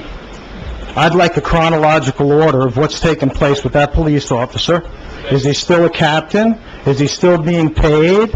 Why don't you please give us, because to me, that impacts me more than what's taken place since January. That's a good question. So I would like to know, and I'd like to have a chronological order of what took place when the police officer had the hearing, and you should tell the public so we're transparent about it. What happened, what the council did, how much money was given to the police officer when we rescinded or overruled, which you have the right to do as a council, but that was last year's majority. And now I'd like to know how much he's still being paid. I asked a question about the police bylaws last year, or their organizational chart, where we have 2 captains, but in reality, we have 3 captains. So why don't you give us chronological order about that information? Because you know what? That hits me in the pocket more than anything possibly that happened since January. And as far as what happened with McMorrow, when I heard people saying, maybe yourself, that maybe former council people, that talked about how we were going to be exposed to legal fees if we settle with the former chief. Is it true that the former chief did not pass his legal fees on in the settlement to the municipality? And how much was that worth that we could have been exposed to that should really offset the amount of any settlement that we had? So if we talk about 400,000 or days or whatever it was, 700. how much was, because I heard $500,000 in legal fees. So if it was $500,000 in legal fees, we were in the plus $500,000 by not having to pay his legal fees. So if we settled for him, someone mentioned 150, I believe you said 160,000 more than that. Don't hold me to numbers, but if it was 200, we had $300,000 to play with before it would have impacted anything, because we didn't have to pay his legal fees. So please give us a chronological order. You wouldn't have had to pay his legal fees anyway, and qualitatively, what this council did was they let a police chief who recorded himself, no one recorded him, he did it himself, engaging in racist speech, sexually harassing speech. I know. With all due respect, right, but you don't care about that, right? You don't care about the quality of... Tell me what I care about. Well, you're not mentioning it. You know what I care about right now? Are you against racism? This is what you ask every time. Yes, here's an answer for you. Yes, I'm against racism. All right, so why is it okay for a police chief to speak that way with his...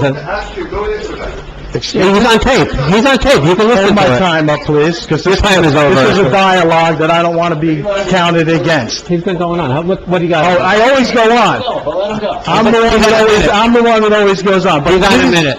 Please give us a chronological order of what took place and tell us how much, I don't know the police officer's name, but how much that has cost us from the time that last year... If you don't know the name, I'm not sure who you're talking about.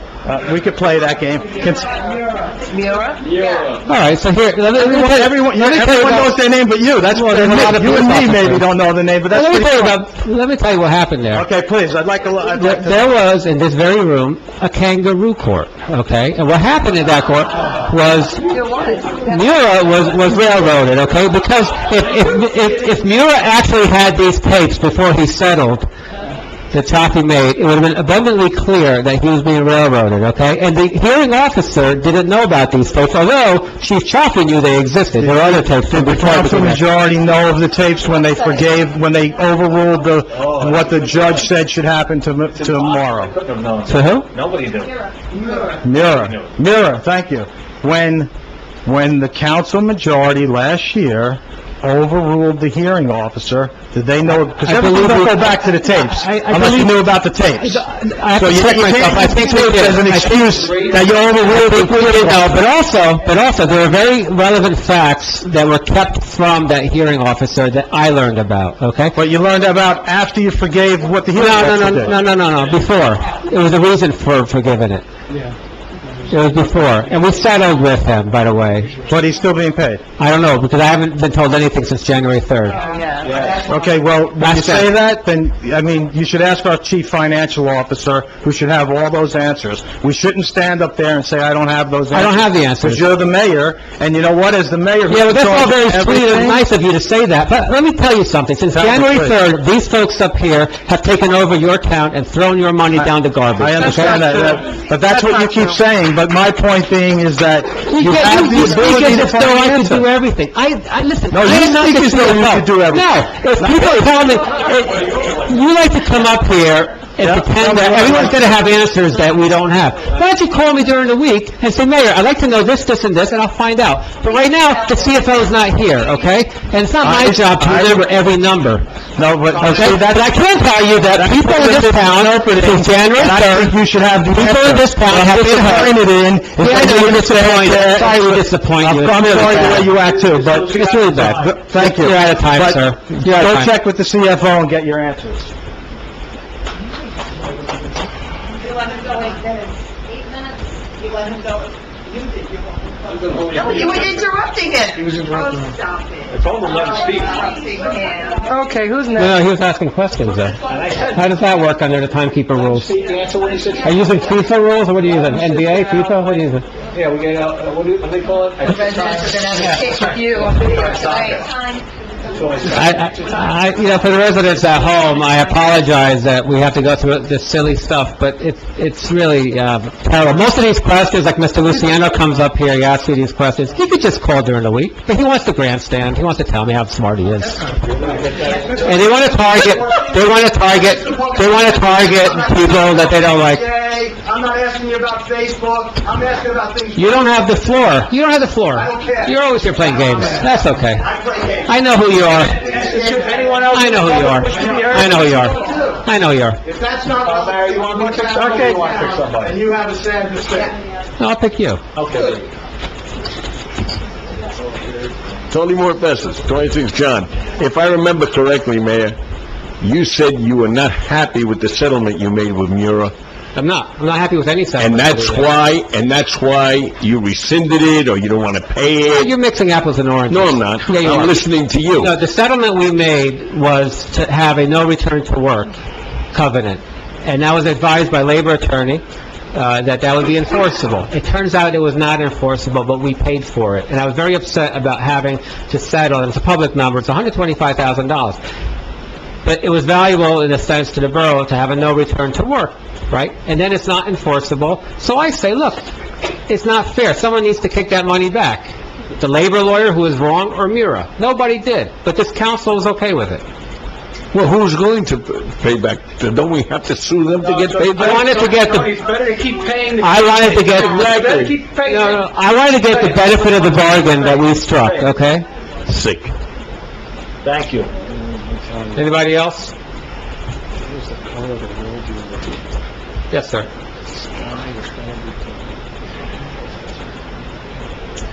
This is all very interesting. I haven't been here very often. Dr. Anowska, 368 Morrow Road.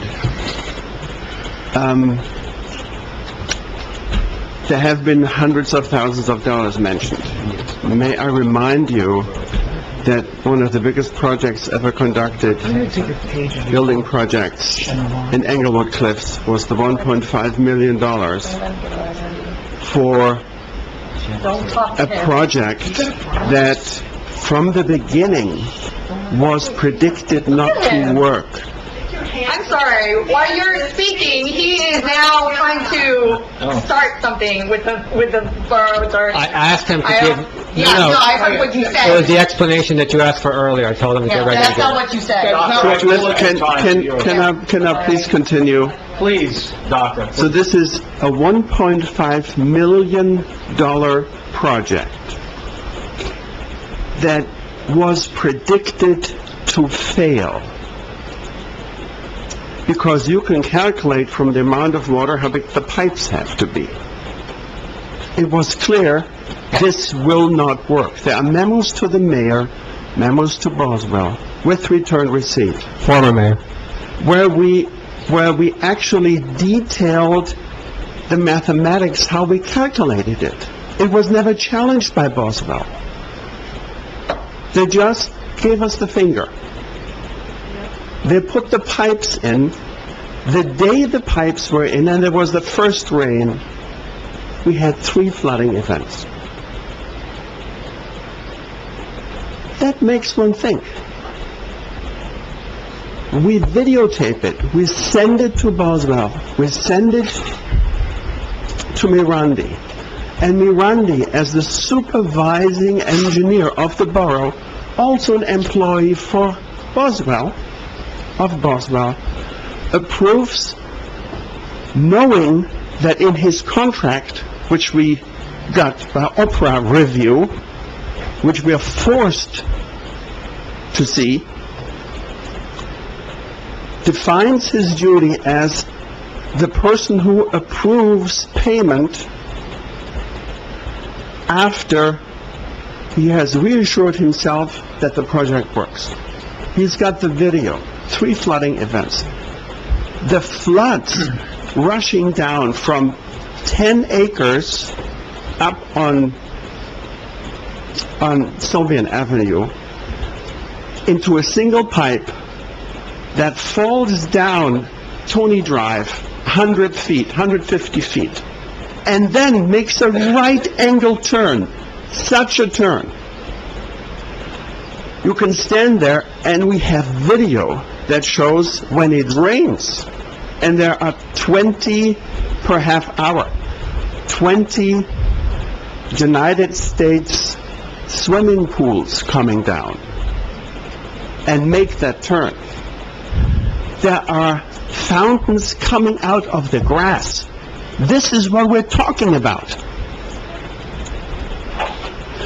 People now, in the beginning when this started 10 years ago, they were all in this room and they said the water broke through the basement of our house and flooded the basement. People have built little walls to separate their garages from their living quarters so that the water would stay in the garage. Do you even know what's going on? Do you care? No, I'm talking not to Democrats or Republicans, I'm talking to human beings.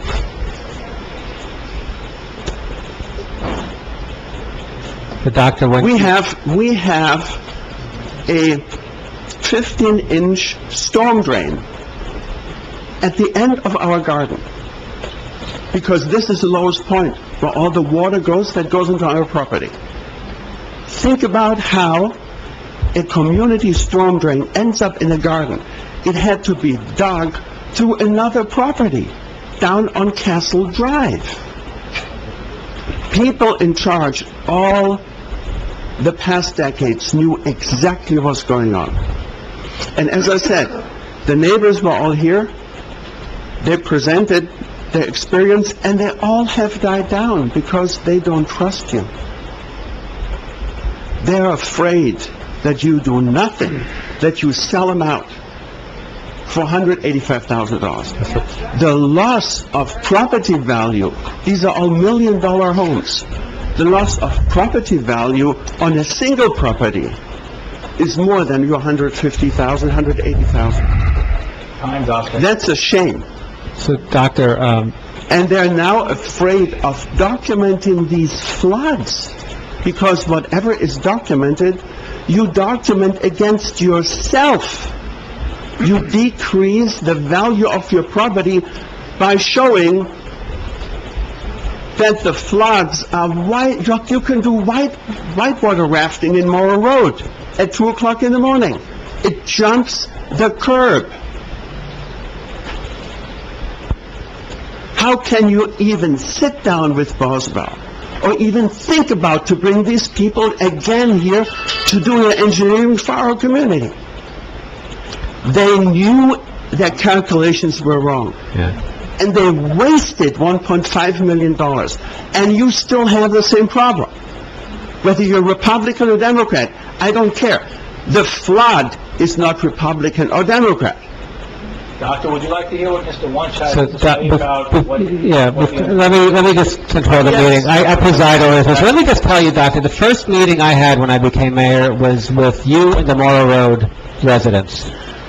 And... Because it was the biggest Right, project. that was the biggest problem that we had day one, okay? I met with Chief Chaffee and everything, of course, and the other matters, but the first resident meeting was with you, because I felt that this was a really important problem, because when I met you that prior October, you explained it all, and you can sit down if you want, you don't have to stand up. And so, what ended up happening was, we had everything run by our engineer, we met with your engineer, we agreed that there was a major problem from day one with that project, and a lot of money was spent, and a lot of the calculations, the water saturation coefficients were wrong, the runoff from the top parking lot was not accounted for properly, so it overcharged the system right away. And what happened was, we hired a special litigation attorney, he brought a lawsuit. We went through discovery. I remember the day I was being deposed in that litigation, it was like a 100-year storm almost out there. Yeah, we had the flood, it was like February. Yeah, and we had a video. I sent different people out to take videos. And the attorney for Boswell sitting across from me, and he says, well, so what's going on with that property? What's that street? How's it going? I said, well, it's very fortuitous that you're here today deposing me about that project, because all hell is breaking loose right now, and we're videotaping it. And he had this very worried look on. He knew he had a problem, okay? And then we had mediation, we tried to settle it. We actually, in mediation, agreed on what the fix would be. And the issue, and this is a little shake and bake from the other side, they were supposed to just do it. And then they came back and said, hey, wait a minute, we agree on the fix, but we're only going to give you $185,000. And I said, well, Andy, our engineer from Mazer Consulting, how much is it going to cost? And he said, well, it's closer to 400. I think the number is like 342 or something like that. And so that was the number. So well, I think all the bells and whistles are really closer to 4. But, okay, so look, we failed in mediation. We had a trial. It should have already happened, I think, this month. At some On point. the 11th. Yeah, on the 11th. I was supposed to be a witness. Right. We're going to have a trial and let a jury decide, right, who was right and who was wrong. We already knew we had this, right? And then on January 3rd, of course, we had a reorg, the Democratic majority came in, and it excluded me from the process. I don't know if they fired the litigation counsel or what, but he was no longer involved. That's not true. And so now... You're not accurate. Well, I don't know. I'll tell you. I don't know what happened after January 3rd. But what I do know... Hold on. What I do know, though, is, number one, I was excluded, and number two, I have a settlement that says $185,000 to fix a $400,000 or $342,000 project. The attorney that the mayor hired actually agreed to this settlement, sir. And I want you to Well, hold on a second. You don't have the floor. You're not recognized. You're not recognized. Let me finish. Yeah, you're not recognized. So, look, it's $185,000. You're lying, I hope... gentlemen. I know. You're lying. No. You're lying. I have the Mazer, and I'm happy to share the Mazer... to this settlement. I'm happy to share Mazer and the... Lanza agreed I'm to happy the to settlement. share... They were They didn't hired agree to by anything. You pushed them to... I'm happy to share the Mazer estimate with you, okay? I wholeheartedly believe that this council sold you out, and I feel terribly for you and the residents. That is not true. That is not true. Well, why didn't you include me then? This is what you do. Right? You included. You didn't include me, right. Because you didn't show up to the meeting. All right, so now let's hear from Mr. Wunsch Since the mayor won't let through the rose-colored glasses of Mr. Lund. Oh, please. Go ahead, Al. Okay. The doctor's been... Doctor, first, let me state, on behalf of the council, I mean, we sympathize with your situation, of course. But when we deal with litigation, there are issues that have to go forward, and there's decisions that need to be made. During the pendency of this action, there were memos, there were things being done that were being sent exclusively to the mayor, and that the mayor was not sharing with other members of the council. Not so. Okay, let him finish. In fact, the mediator who was involved with this actually questioned that, and there was a letter sent out regarding that, of which Mr. Lanza said, you don't tell me who I have to send my things to, I deal with the mayor, okay? Paraphrasing, but along those lines. Mr. Lanza is a great lawyer. okay? I worked with him with this case. He was with me when the case settled, unlike what the mayor would lead you to believe. And when we went to the mediation, okay, the final mediation... Which I was excluded from. Again, can I speak? No, I was excluded from. I think the public needs to Can I speak? understand that the CEO of this town was excluded from settling your matter. That's what we have attorneys for. Go ahead, Al. Go ahead, Al.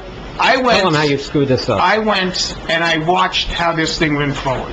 Now, Hippolyte did initially put the value of this case at like $2.4 million. He was laughed out of court when he put that together. He then came down... He wasn't laughed out of Let court. me finish. He was not laughed out The of court. judge laughed him out of the court. Not true. There was no trial ever. The mediator is a judge. Judge Toscos laughed him out. He then changed it to $300,000 approximately, okay? Their expert put it in at like $50,000, which was ridiculously low. The court required that an independent engineer with no bias, no connection to either side, take a look at it.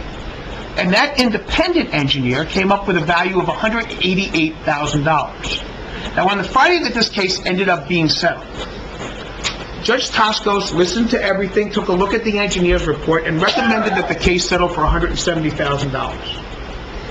Mr. Lanza and I took a hardline position and said, no, you know, we have to take care of this at least $185,000. Because Mr. Hippolyte, when questioned about the $188,000, said, yeah, that's in the ballpark. So our expert corroborated the expert that was the quote-unquote neutral. I spoke with Mr. Hippolyte recently, and that's not what he said. Well, then Mr. Lanza's lying. So that's the situation. So then Mr. Lanza, who was the chief counsel with regards to this, watched this proceeding, was with me with the proceeding, and agreed that it should be settled at $185,000, which was 15 more than what the judge had put on it, and was more than they wanted to pay. They didn't want to go past $125,000. And we settled with the consent of the council for $185,000. Now, I understand what you're saying, but when an independent expert, when a jury's going to hear, we're at 300, they're at 50, the independent expert's at 188, that's pretty persuasive evidence. And the scenario with regards to same is that when our expert says, well, the 300, you know, I inflated that because I thought you guys wanted to get some money on this, okay, that is going to be a problem because that's not the real number. And he went from 2.4 to 300. So let's keep that in mind. Now, it would have cost us another $60,000 to $70,000 in litigation costs to continue up to that point, because the next step was going to be the depositions of all the experts and things along those lines. So if you take a look at how much has been spent thus far and add it, it was a zero-sum game. The settlement value was the right value that was given to us by the expert, who was the independent, picked by the judge, not picked by us, and that was the value that it was arrived at. With that, now, I am trying to... The thing is that you need to mention also... to me again. Hold on a second. You also need to mention that you have to go out for RFQ. Sorry, tell you what, if you come to my office, I'll be happy to sit with you. You have to go out to and talk to you RFQ. about everything. Listen, I would be more than happy to sit with you and talk to you. I don't believe a word you said because I was excluded, so I'm just telling you, you still have to go out to I don't RFQ. believe a word you say because you're... You have to go to RFQ. I will come to your office. I would be more than honored. I want to know how you want to repair That's the bottom line. Whether it's $1, a knowingly committed, We are committed, that's what the money's for. let me finish, a knowingly committed engineering disaster for which $1.5 million was invested, how you want to correct this with $185,000. That's an interesting question. Is the council... One moment. Is the council going to recommend... Please let me finish. I'm an engineer, that's why we have experts. And I said to you before, I'd be happy to talk to you. Experts use parameters, so the question is, what are the parameters that they used? And experts make mistakes. But whatever it is, I understand, these are $185,000. Now, how are you going to use them? That's the question. So I understand you're all set, this is all done. Well, what has to happen is we need an RFQ, right, to go out. I think the settlement should have had a specification of what needs to be done, right? Tell me how... No, because when I was involved, what we had agreed to was the specifications of what needed to be done, okay? And I said, well, if Boswell does it, I don't care how much it costs, this is the work that we agree on that has to be done. But then, hold on a second, let me finish. But now that it's out in the open that you're getting $185,000, I thought we had agreed on what needed to be done. You need to go out to RFQ, right? And then see what the bids are, right? But bids for what? For the repairs. Which repairs? Which repairs? The pipe, let me finish, please let me finish. You have 2 or 3 elements that were never addressed in a coherent engineering plan. You have 10 acres of water impermeable surface. What are you talking about? When Boswell did the calculations, they repeatedly changed the parameters. They repeatedly changed the parameters of the calculations, and they ended up... Would you please listen? I'm sorry, he is Stop. working on... And Boswell ended up, instead of having the water impermeability for the collection area of the water as asphalt, they changed it down to meadow. When you look at the Boswell calculations and how it was how they picked the parameters. Doctor, I don't want to interrupt you anymore, really. You've spoken a long time. I hear you, but I'm no help to you with all the explanations. Okay. I understand. But let me make one more point. Let me make one more point. You don't need to make a point, sir. You made your point. We understand. It's a disaster over there, and it needs to be corrected. Correct?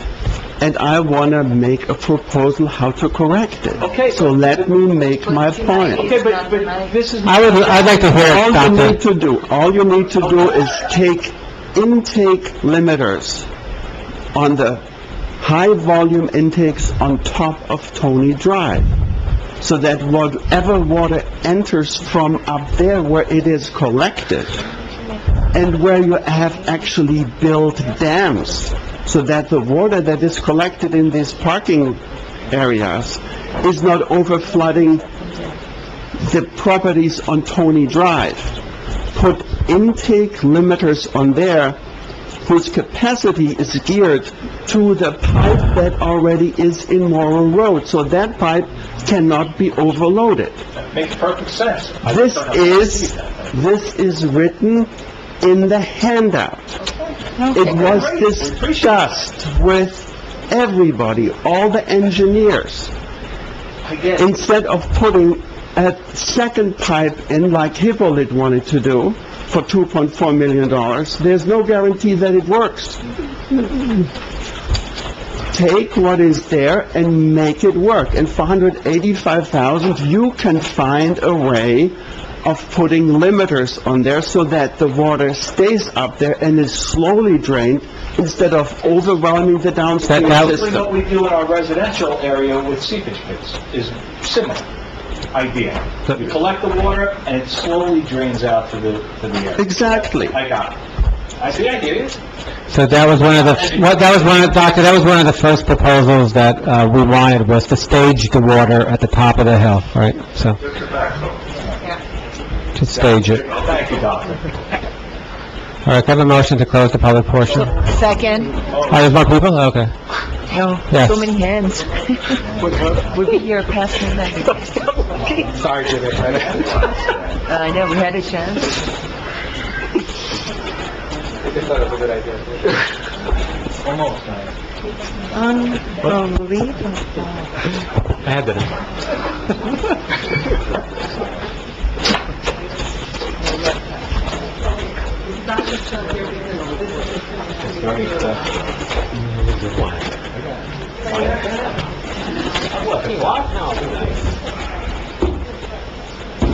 Carol McLaurin, 489 Summit Street.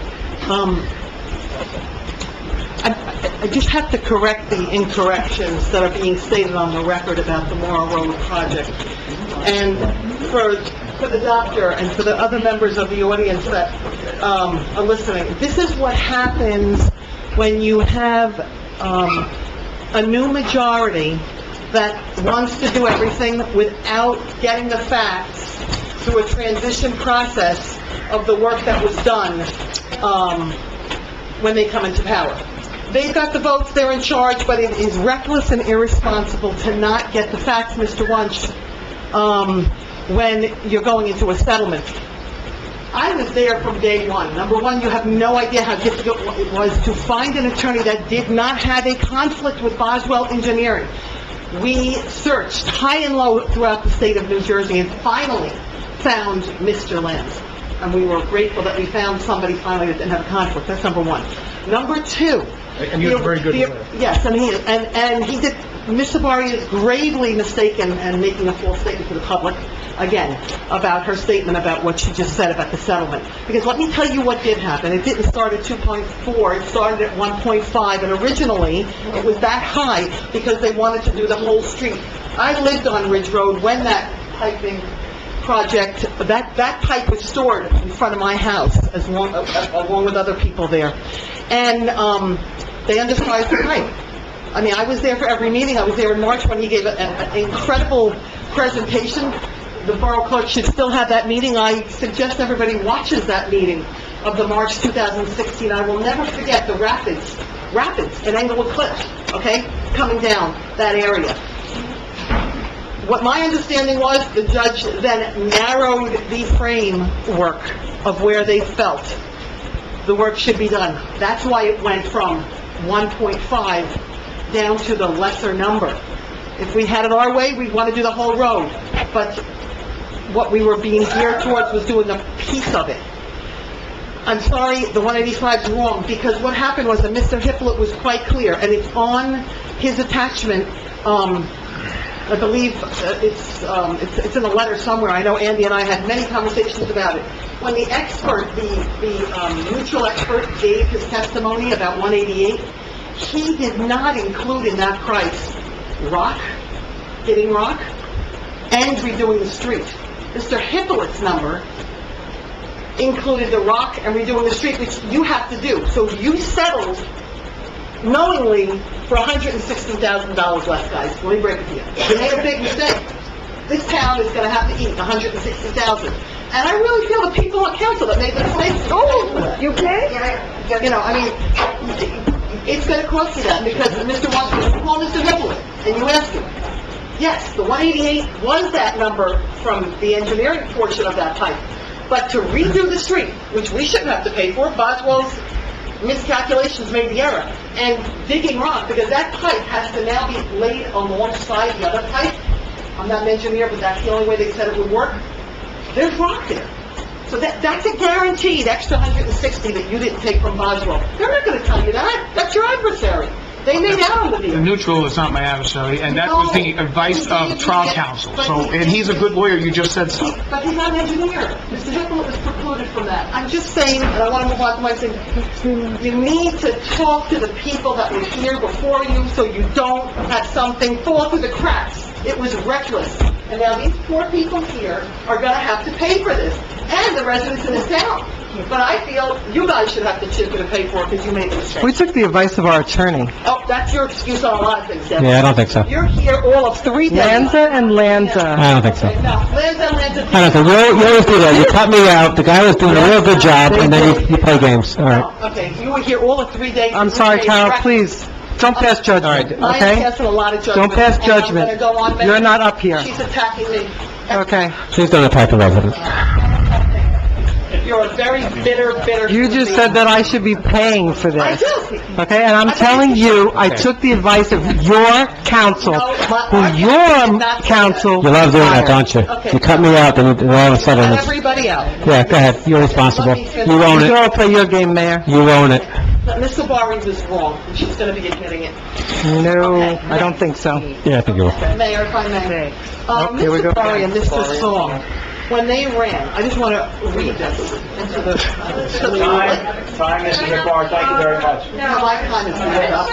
It is up. It is up. Clearly up. It was 5 minutes. You're like not consistent, Ed. Nope. As a timekeeper, people are up there 10 minutes, 12 minutes. Stop whining, we have... I don't whine, I just tell you the way it is. Thank you very much. I got 5 minutes too. No, you got more than 5. Really? Come on, Carol, please be respectful. You do it at the planning board, and people are very respectful. Let her finish.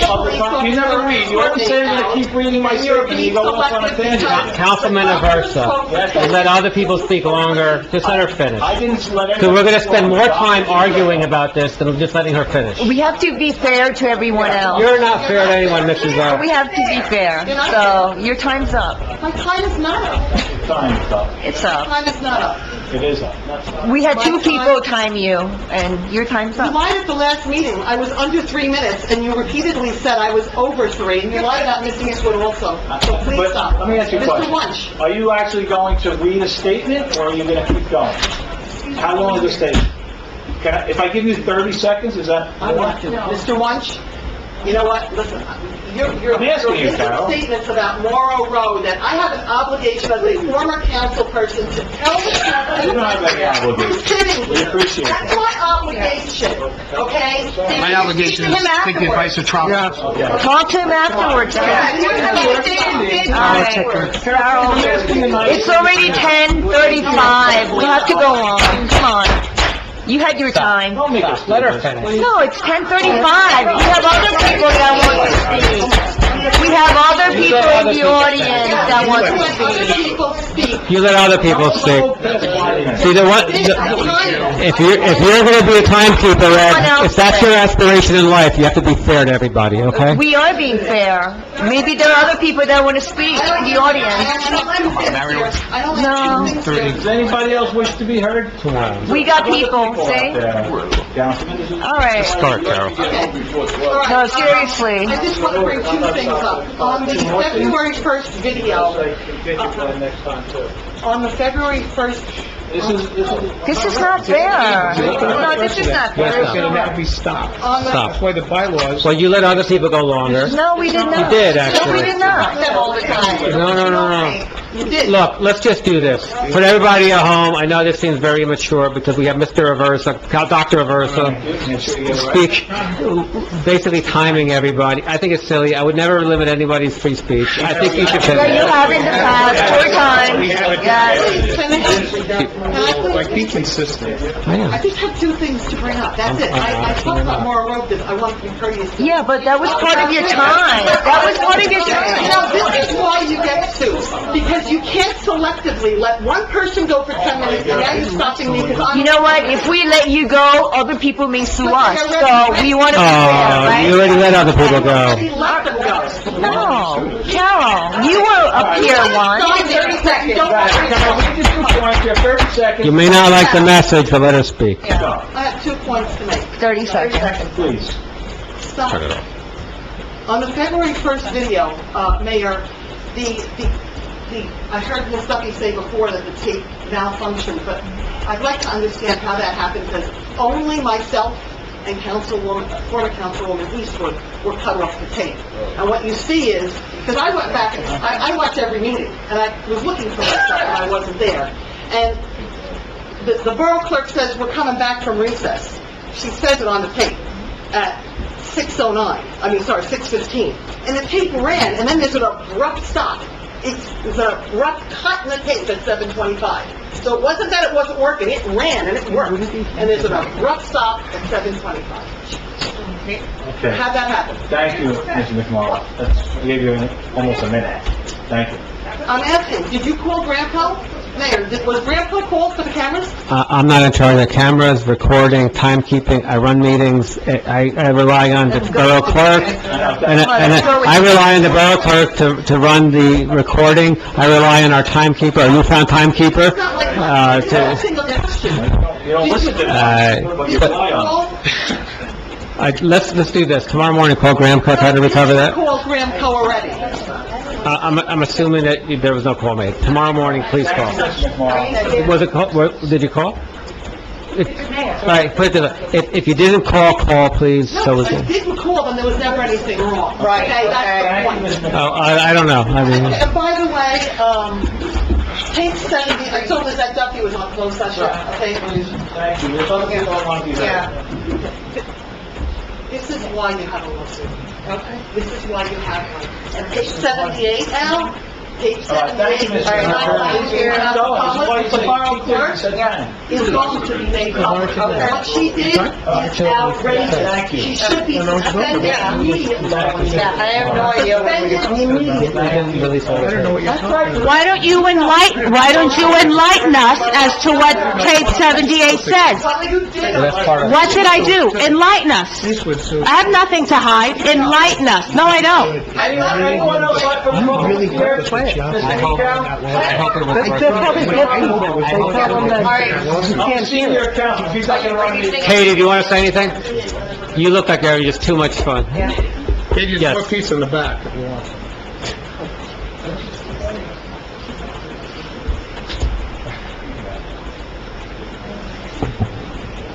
Are we coming up there, or does it matter? Okay, that's okay.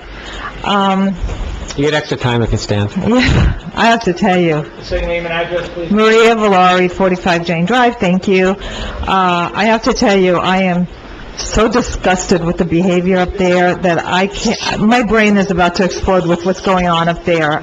You're behaving like third grade children. I got back from a trip on Monday. Councilwoman, no, please, the resident speaking. Oh, she doesn't care. I got back, don't talk to me. I got back from a trip on Monday, and I didn't even know that there was a special meeting scheduled. I understand that you had it on February 11th. I wasn't able to attend since I didn't know, but the little bit that I saw on the tape, I can't believe what you people are behaving like. You are the same people that were complaining about things that were, you are 1,000 times worse than anything that went on before. I'm wondering why all these special meetings all of a sudden. Why a 3-minute rule, but I understand now you moved it to 5. Thank you very much. You and your supporters are outspoken and rude at every meeting that we were at when the Republicans had majority. Mayor Kranjak allowed residents to speak as long as they wanted. Yes, he did. The only time he interrupted them was when they were repeating themselves. Okay?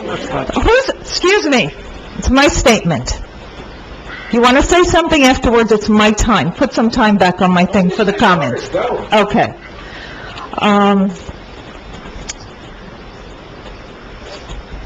Obviously, you want to silence this side of the aisle. You fear what the residents may learn from the comments that are made during this public time. That can't be 5 minutes. Give me a break. It's like, okay. Ms. O, I'd like an answer from you. Why you and the rest of this committee is so hell-bent on settling these lawsuits almost immediately, without even a second thought, without giving information to the residents of this town. These lawsuits that you are settling affect us, and yet the people in town, they don't know what's going on.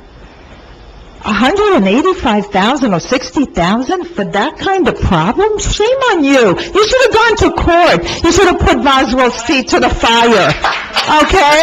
How can you do that? And you want this man to understand what's going on? Are you kidding me?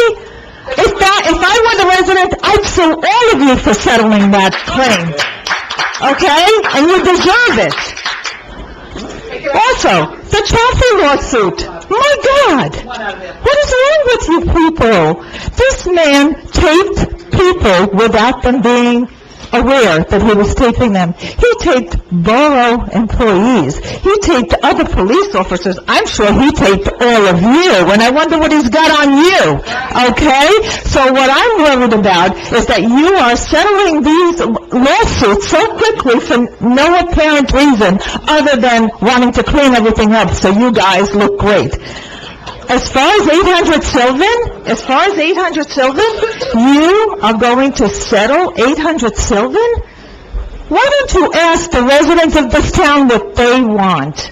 Why aren't you making them aware of what you're doing? Why aren't you providing the paperwork and the settlement so that people can see actually what happened? This is the problem with settlements. This is the problem when you put that little, we can't talk about it, okay? And that's not being transparent to the residents of this town. And as a taxpayer, I'm disgusted that you're doing this.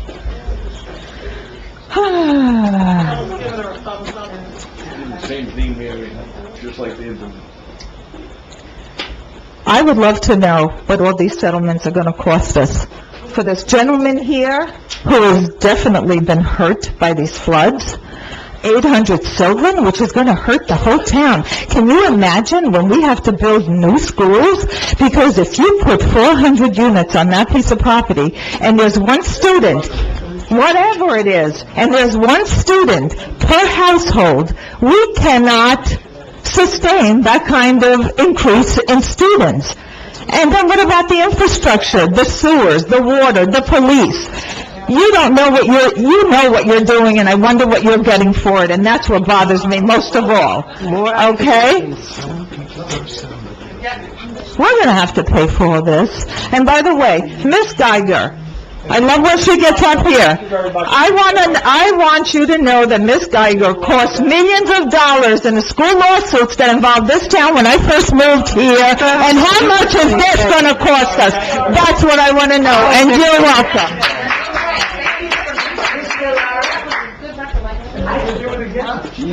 Anybody else wishing to be heard? Hey, I'd like to respond to your questions. Number one, where did you get the information about 400 units? Who have you been talking to? You just picked that number in your head? Oh, you just picked that number in your head? I wonder if you were talking to the mayor. Number two, the 400 number just came to your head, right? Okay. All right, we'll find out. Okay. Number two, to answer your question about the legal bills, right? Do you know that we spent $1.8 million in legal bills last year?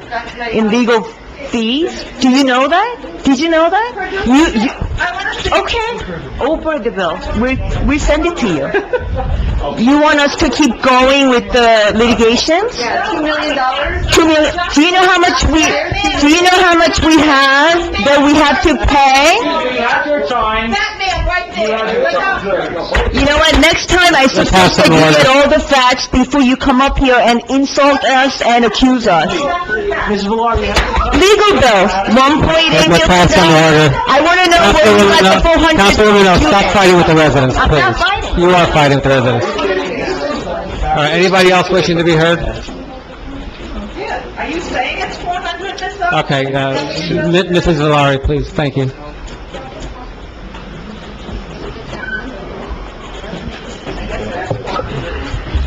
Andrew Nick at 54 Elm Street. I'm glad that the topic was brought up over Normandy because that is a perfect segue as to what I'd like to talk about. I watched the videotape of the meeting on the 11th, and I saw there was a narrative of the history behind how we got to this point. And one thing that I saw that was missing is the fact that this entire problem with Normandy has been the result of a single person, and that person is the president of the planning board, Russell Perino. We would not be in this position if it weren't for Russell Perino's board not making a good faith effort to work with Normandy instead of flat out rejecting their commercial property. If there was an effort by this planning board to have actually done what past planning boards have done, and just like was done with LG, where after some disagreement, an eventual compromise was made to allow for commercial development, we would have never been put into this position. So the real question is, why was Russ Perino so insistent on fighting Normandy, fighting that project? Now, I don't know the answer to that, but I watched Mr. Perino get in the exact same seat that I was and basically cast blame at everybody else but himself. His board was supposed to work with the applicant. They were supposed to come to an agreement. Now, because his board failed to act properly, and they're going to court tomorrow or the next day, I assume, and we'll see how that turns out. I don't have very much faith that their board will be upheld in their decision based on what I've read in the court filings. So we may very well have a decision tomorrow that the planning board did act arbitrary and capricious. And then guess where we will be? We'll be stuck with Normandy being able to either build commercial, which they probably won't do because it's not as lucrative as residential. And guess what? We're in the position now where we have affordable housing, we have residential, and again, the only person to blame for that is Russell Perino. I would suggest that this mayor and council reverse a mistake that was made by Joe Parisi and bring back the zoning board of adjustment. The planning board is clearly dysfunctional, they're packed with political cronies, and they should be replaced by a different board to make these important decisions. I certainly hope this mayor and council reevaluate the mistake that Joseph Parisi made regarding eliminating the planning board, because to have that board in the hands of Mayor Kranjek's political appointees is disgusting, and it's going to truly cost this town severely and change the way of life of this community. That's defamatory. Thank you. So as usual, Mr. Nikow is all wrong. Mr. Perino, Russ Perino, the planning board president, did a great job. You'd be in a worse position today, at least you would have been in a worse position as of January 3rd. I can't tell you how much worse you are today since Democratic majority control.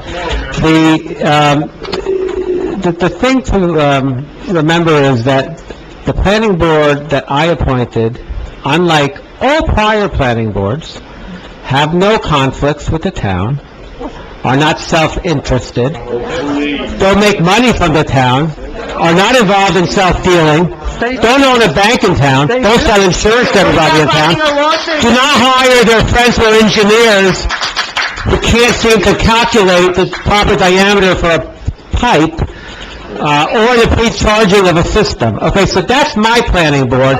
Juxtapose that, will you stop and forever? Your law office. No, it's not true. You are so wrong. But actually, so... Not only that, the planning board member is suing the town. Officer, please. They don't have any special privileges. So juxtapose my planning board with the Joe Parisi planning board, and it's very clear whose board is righteous and fair and honest. Thank you. Speaking of... Yes. Another person, you still open to the public, people. Oh, you don't have the floor. The borough attorney has been speaking badly. He's not really an attorney. He's a political operative. That's why I don't even want him sitting up here. He should be sitting down there. With the residents, Mayor, please, like you said.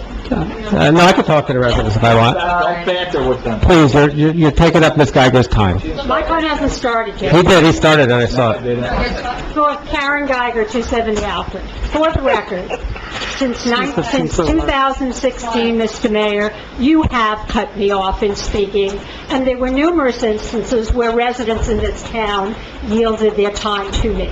So let's not recreate history. We're not buying that. No, I'm going to call lies when I hear them. That's a lie. Go ahead. Everything anybody says other than you is a lie. Okay, our institutions, especially those of government, work because of a sense of decorum. And unfortunately, the tone of each meeting must start with the behavior of the mayor. You cannot do whatever you want up there. That is not your right as mayor under our form of government. You do us a disservice when you cut off residents who you disagree with, when you interrupt them, and when you challenge them. And when you let those who agree with you spew their nonsense or their opinions endlessly. You distract from the business at hand and from the proper functioning of government by the way you behave. This is not a forum for political statements. It's a time to run our government, and it's time that we got back to that. As for your comments themselves, your manipulation of information and your outright lies used to be tiresome, but now they're dangerous. Public officials are always told by their attorneys not to comment on matters of litigation. The lies and distortions that you are presenting on present litigation is egregious. Only one action has caused us to be where we are today: the denial by Russell Perino's planning board of the Normandy application for corporate development at 800 Sylvan in 2017. In all the years of Democratic control, we never had a builder's remedy lawsuit. We saw the LG property rise on property that was coveted by the Fair Share Housing Center. And our share of affordable housing was never more than single digits. We never had vacant land. That was the big issue. Now we do. The denial, Mrs. McMorrow, I'm not debating you. You're in the audience right now.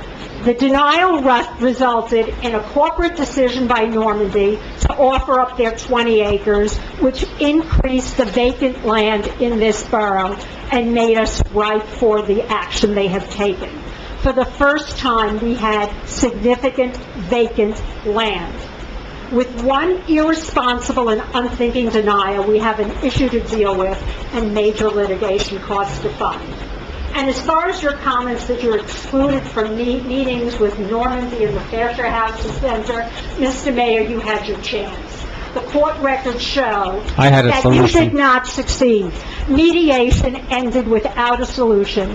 Over $500,000 was spent fighting Normandy last year, and that didn't even include bills for November, December, and January. Significant months. Trials are expensive, and yes, Ms. Valari, you are right. In 1986, I was president of the Board of Education that unanimously decided to spend over $1 million in legal fees to pursue an ideal, and we lost.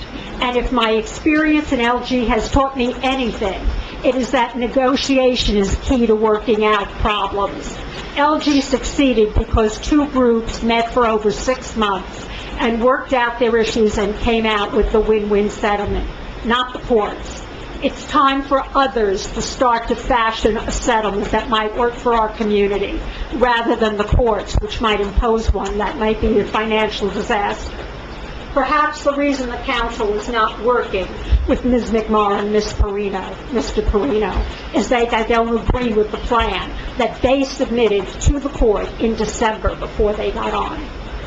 I'm not going to discuss that plan right now. I discussed it at the planning board meeting, but it is not a good plan, in my opinion, for this community. That plan deals with bonding costs that we, as residents, may have to fund, and it also potentially changes the face of this community as well, because in avoiding giving residential houses on 800 Sylvan, you're changing the entire landscape of this community, building a new police station, a new community center, and changing the town so we'll look like Fort Lee North with 2 or more stories over apartments, over storefronts. Time, Mrs. Geiger? Okay. I'll concur with that. Thank you. Thank you for respecting the time, Mrs. Geiger. Ms. Geiger, I would have loved to continue listening to you speak in generalities, as you always do, and when you write in the eye of the cliff. Everything you said regarding me, and if you're listening at home and just listen to her spewing, you'll realize that everything she said was generalities with no specifics. No specifics, okay? And the other thing is, well, Russ Perino again did a very good job, And I can't wait to see your next edition of Iron the Cliffs and see how you twist all that up, because it's all full of lies, and, please. Regarding affordable housing in Englewood Cliffs, the one thing you didn't mention in your love affair with the past and the history of this town is that even though we have 40 years of obligations to build affordable housing, this town did not build a single unit, okay? All right? So don't forget that, write it in your little publication, and I never know if you're here as a resident or a publisher or an intervener. Oh, and you also forgot to mention to the people at home that you're actually suing the town as well in terms of the intervention, so enough. Anybody else? The planning board, let's get that straight. Complaint was notarized. Oh, yeah, that's right. I noticed that your complaint was notarized in Joe Parisi's office. That's so convenient. People that are calling out, and you're not throwing them out. Yeah, sure. Please, order. Everyone needs to be quiet. What, are you being quiet right now, sir? You enforce it. Okay, please be quiet. Lauren Eastwood, 4 Willow Drive. The first point I am going to make is that when you have a time limit, if you selectively enforce it, you are opening the borough up to lawsuits. And I would suggest you have your lawyer research the case law. I also want to put it on the record that, for some reason, Councilwoman Park has decided to videotape me. We're not being objective, so here, you can put in the clock yourself. Stop arguing with the citizen. I don't think it's an appropriate behavior from... She's recording you, by the way, so smile. I am using the microphone. I also want to point out with respect to Morrow Road, I heard mention of a 15-inch pipe. I don't know what you guys are thinking for $185,000. Willow Drive, which has nowhere near the slope of Tommy Drive, has 2 pipes in it, storm drain pipes in it, and both of them are substantially larger than 15 inches. So just some food for thought. The original storm drain system in Willow Drive consisted of 1 pipe. It was not adequate. While the developer was still there in the late 50s, early 60s, the town held his bond and made him put a second one in. So that's what we're talking about for stormwater, a lot. I'd like to thank Mrs. Savari for admitting on tape that you had already made the decision on the bylaws before the meeting. That's an open public meetings violation, and it makes it very easy to eliminate the bylaws, at least temporarily, because the whole meeting goes out. If somebody who's on open public meetings, the whole meeting goes out the door. And that's it, but I just strongly suggest you consult with your lawyer about the ramifications of selectively allowing people to exceed the time limit. It's a lawsuit waiting to happen.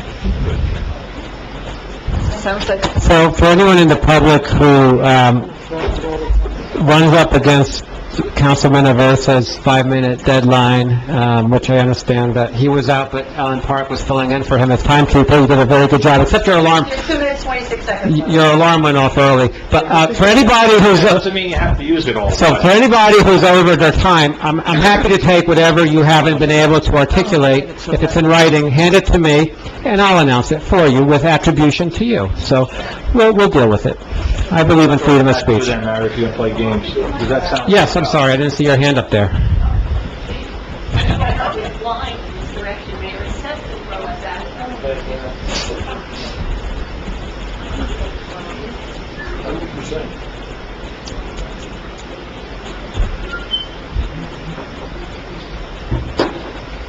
Lynn Norton, 9 Willow Drive. In respect of the hour, I will keep this very short. There is one thing I would like to ask this council, and that's to, I guess, draft a resolution, create a resolution, hopefully pass it tonight, that political diatribes are not allowed to be sent out through borough email.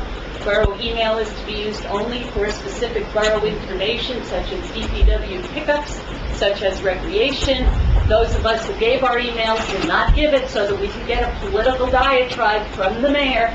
That's, I would hazard a guess, contains as much fiction as it does fact. So I would implore this council to take care of that tonight. Thank you. Good idea. So, I have an obligation to the borough to keep everyone informed. So, I'm sorry, I don't know if you heard that because Mr. Wunsch was clearing his throat. I have an obligation as mayor to keep the borough and our citizens informed of what goes on here, and I wish more people would attend these meetings. So if I communicate with them and you don't like the communication, the facts that I communicate are all facts. You should talk to your fellow council members, or your council representatives, and tell them to start behaving differently, and the facts will be different. Or perhaps we'll just Okay, have to say that's something. Anybody else in the public wishing to be heard? She was out of order, but, parents of Englewood does are anybody, tired of looking at your email. does anybody else have anything to say? The attorney from Beatty Padavano, maybe? Anybody? You've been sitting there for 5 hours now. All in favor? Aye. All right, you want to close? Motion to close? It's been made a motion. All in favor? Second? Aye. Got a second? I second it. All in favor? Aye. Okay, all right, we're done. We're done with the, so I think the next thing up is payment of claims, Resolution 19-64. Claims from January 16, 2019 through February 13, 2019, $4,246,988.05. Can I have a motion? So moved. Second. Can I have a roll call, please? Councilpersons Wu, Yes. Song, Yes. Sabari, Yes. Park, Yes. Aversa. Yes. Oh, Yes. Thank you. So next up is the ordinance 2019-02, which I completely disagree with. I vetoed the first pass of this, and doesn't look like this one was done any better, so stay tuned. Can I have a motion to open to the public for, so it's an ordinance of the Borough of Englewood Cliffs repealing ordinance 18-18, entitled Public Contracting Reform Ordinance in its entirety of the Code of the Borough of Englewood Cliffs. So this is the ordinance that repeals the no pay-to-play ordinance that we put in place, so that people who had conflicts with the borough can't make money from the borough, or people who donated to campaigns can't make money from the borough. The council is now introducing this. I am not introducing this, they are. That's how it works. open to the public? Yes, I'm sorry, can I have a motion? No, it was a Was all motion. in favor, we did all that? All right. Yes.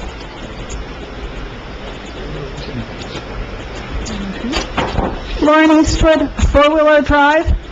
I am opposed to this ordinance. It just smacks of corruption. It's You know, supposed to, that's why they want it.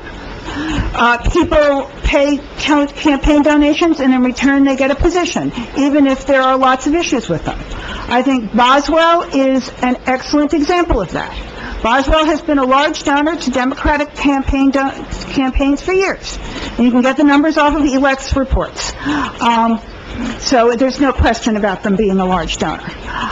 There have been multiple complaints about malfeasance, incompetence in their work. We have Morrow Road, we have 6 Willow Drive, we have 5th Street, and in most towns, that would have been enough to get a borough engineer fired a long time ago. And I think the fact that Boswell is even on the table speaks to the need of a pay-to-play ordinance, because no town with any sense would be hiring back an engineer after everything that's happened with Boswell. Thank you. I should also note that the people I've appointed over the last 3 years were all in compliance with the terms of that ordinance, and I wish that would continue. I don't like the fact that we're changing that. It hurts taxpayers. Yes, sir.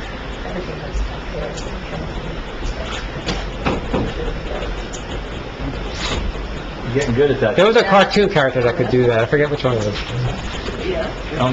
Gumby, yes. Going full Gumby over there. I've never been called Gumby before, but it's okay. Could be a lot Well, worse. you made it through a very narrow passage there. Name and address? Dave DiGregorio, 165 Charlotte Place, at about 11 o'clock in the evening. 11:10, thank you. Yeah, about 3 more hours to go.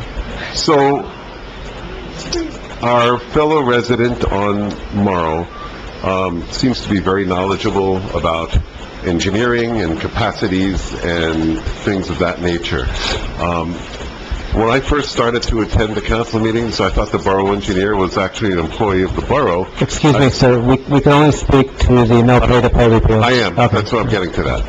So, basically, you had Mazer, and they were suggesting all kinds of things that were, bandstands and everything else, and they were under the control of the party in power at the time.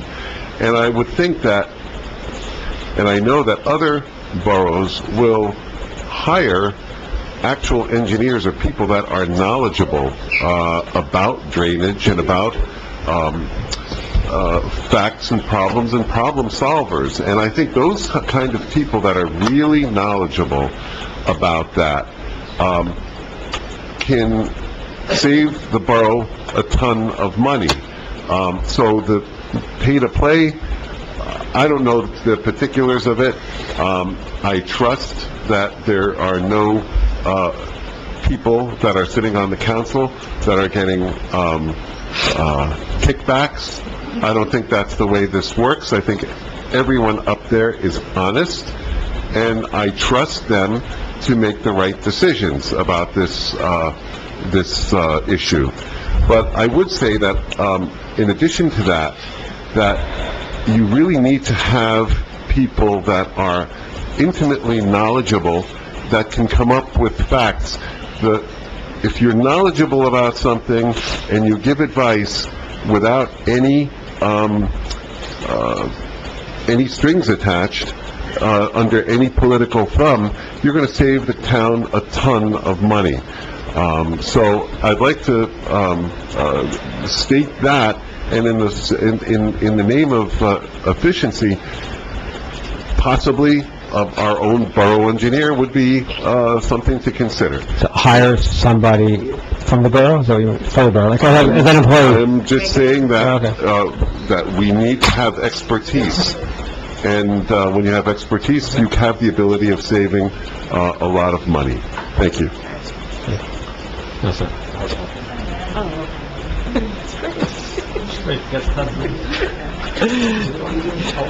Yes. It looks good. I'll stay on this time. Andrew Nick, 54 Elm Street.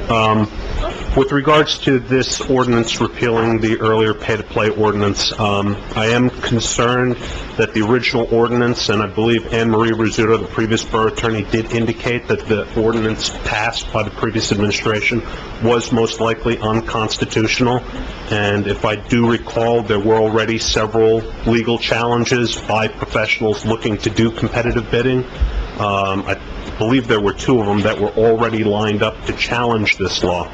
The law prior that was in effect regarding pay-to-play was modeled after the state law, I believe, so we met the minimum compliance with state regulation, and I just see that what was proposed just would invite additional lawsuits to the borough and of course incur additional spending on legal fees.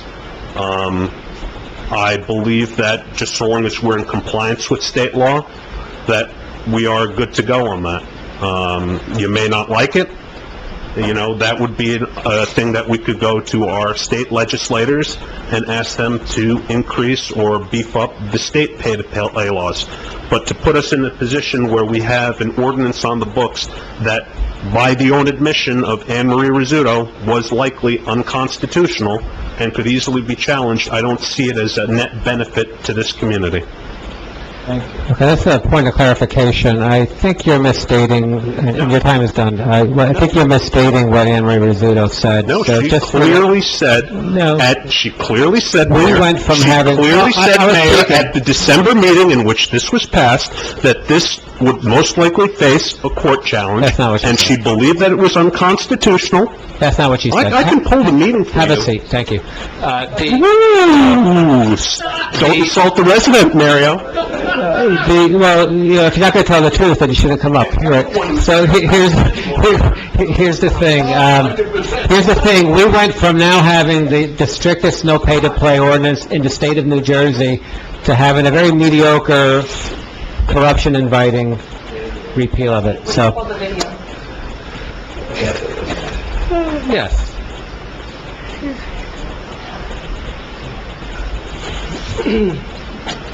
You just invite additional comment by your distortion of what goes on. Mr. Mayor, Anne Marie Rizzuto did say... Name and address. Oh, I'm sorry, Karen Geiger, 270 Alfred.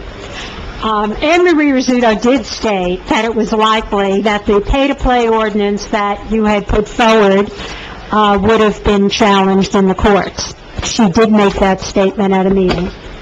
Number two, pay-to-play ordinance, we are governed by state law. We do not give jobs to people in return for their money. We have to get involved in a fair and equitable process. RFQs have to be submitted, and the council appoints, after evaluating those RFQs and their needs, who they wish to have advise them. That is their right as a council, and that's what the law condones. It doesn't condone corruption. It doesn't condone any of the things that you state that it does. It's there to set up an equitable and fair process by which people who are professionals can be appointed, period. And you should not distort it to make it be something that it isn't. Another comment is Mr. Wunsch said that the former resolution or ordinance was not registered, and by not being registered, it did not have the force of law and was null and void. And I have a question for the council, which is, why are we even doing this? Why don't you go ahead and appoint whoever it is you want to appoint right now or at the next meeting? Because if the prior resolution is null and void on its face, then you don't have to repeal it. It doesn't exist. I believe it's suspect what happened there, so that's always interesting, right? You know, if things were so fair in the past, before I had my no pay-to-play ordinance, the good doctor from Morrow Road would not have had to just spend the last 5 years or 10 years dealing with the problems that result from pay-to-play, okay? So, Ms. Geiger, I completely disagree with you, more on this point than on any other point tonight, but I think you might have another chance to speak later. Yes.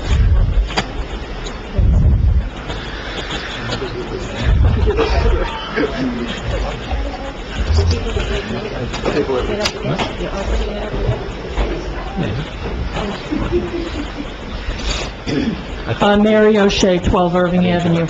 I am not in favor of the repeal of the ordinance, because basically, right now, that leaves us with nothing. If the council majority felt that they were not pleased with the ordinance that was in effect, it would have been much more appropriate for them to amend the ordinance and make the changes to it that they felt were unfair to applicants and professionals. I don't believe professionals should contribute to political campaigns. I don't believe they should buy tickets to dinner dances, music studio shows, retirement dinners, honorary dinners, and all of the such, which cumulatively add up to donations to political parties.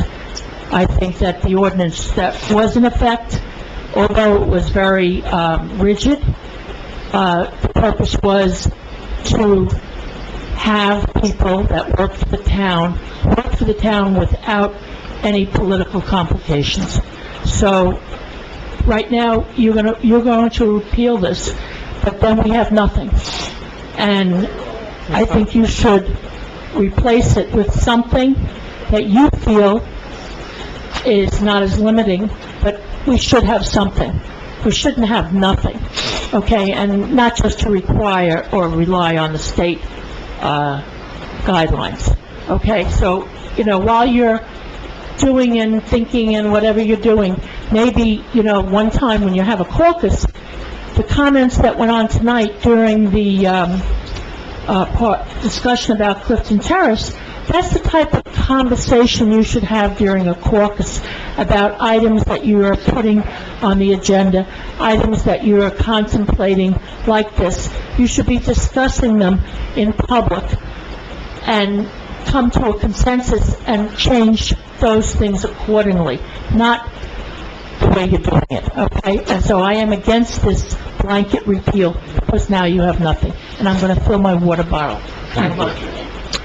So, just by a show of hands, who here is in favor of a strict no-pay-to-play ordinance?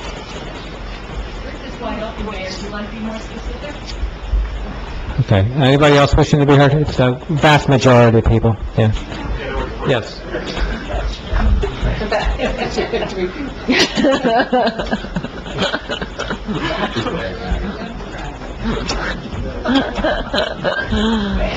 Yes. Just like how Debbie and Jim won by a small margin. Is it on zero? No, it's on 5. They count down. You can't count up, you gotta count down. Carol McMorrow, 49 Summit Street. What Anne Marie Rizzuto said is that it could be challenged. She didn't say it was unconstitutional. She said it could be challenged. Mayor, it is very strict. They have the votes. They're going to repeal it. I happen to agree with Mary O'Shea. I hope that you will implement some form of a pay-to-play. It's necessary. Councilwoman Sabari made a comment before she got sworn in that she needs money for her campaign. Well, that's not everybody else's problem. It's on tape. She knows she said that. If she needs money for her Let's still take campaign... it out of context. Ouch. Go ahead. It's your 5 minutes. It's your 5 minutes. Go ahead. My 5 minutes, stop interrupting me. If she needs money for her campaign, then she needs to raise it. But what she should not be doing is going to professionals and have them donate money to her campaign so that she can run an election. Go to your friends. Go to people outside. But don't go to professionals. So what you should do is implement a less strict version of not allowed to donate to Englewood Cliffs campaigns. Okay? Go back, if you feel 1 year, 3 years, whatever you feel is proper. But you should not be allowed to donate to local elections, and then you're going to vote to put Marinello, Boswell, Wilcox, or any of these people that gave you thousands and thousands of dollars so that you can then give them a job. That's pay to play. That's wrong. You're not doing a service for the residents because they're giving you money. You're benefiting from that and giving them a job in return. It's wrong on every level. And by the way, our code of ethics, I'm pretty sure we're not allowed to take any type of gratuities or donation over a $10 value. I don't remember which code of ethics it is, Mayor. I can look it up. You all need to look into that. No more than $10. No, actually, that's why it was problematic, that I once bought all those pizzas tonight. Not even take a bottle of wine, okay, if it was valued over $10. So I'm in trouble for the pizzas? You are. He's joking. So I implore you. What did I say? Somebody buy me a glass of wine? Ladies and gentlemen, I've been accused of so many things tonight. well, okay. Well, no, they're not gonna, okay, so, but that is a fact. Not more than $10 are allowed to, are not allowed to be donated. So I hope you will listen and come up with something a little less strict than. So actually, if you think about like what's happened in New Jersey and in the country, this makes, it's so taxpayer unfriendly to repeal a no-pay-to-play statute or ordinance because you just keep bloating the budget for taxpayers because you're taking care of people. It's our town, and then it's our county, and it's just hundreds of towns, and then it's the states. It's a mess. This is why we're the way we are. You got a bad cold. You sure you want to be here? Anybody else? Anybody else? Oh, Glenn? Oh, you? Gumby?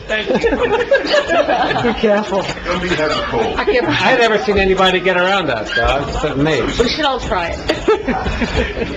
That should be the test if you could come to the microphone. That's You have to right. do that. North Bedford, 26 John Street. You know, pay to play is a hell of a game. And I'd like to just ask, when our engineer looked to make this part of the south side a rehabilitation zone, and couldn't find any way to do it, and he looked in the ground, he said, Jesus Christ, we have 85-year-old sewers.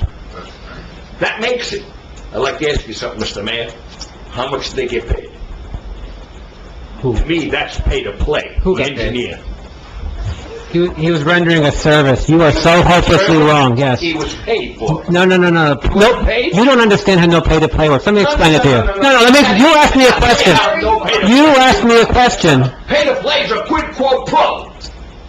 Don't tell me what it is. Yeah, you're wrong. You're wrong. I'm wrong. I'll tell you what it is. It's not the envelope, my man. It's a job. Have a seat.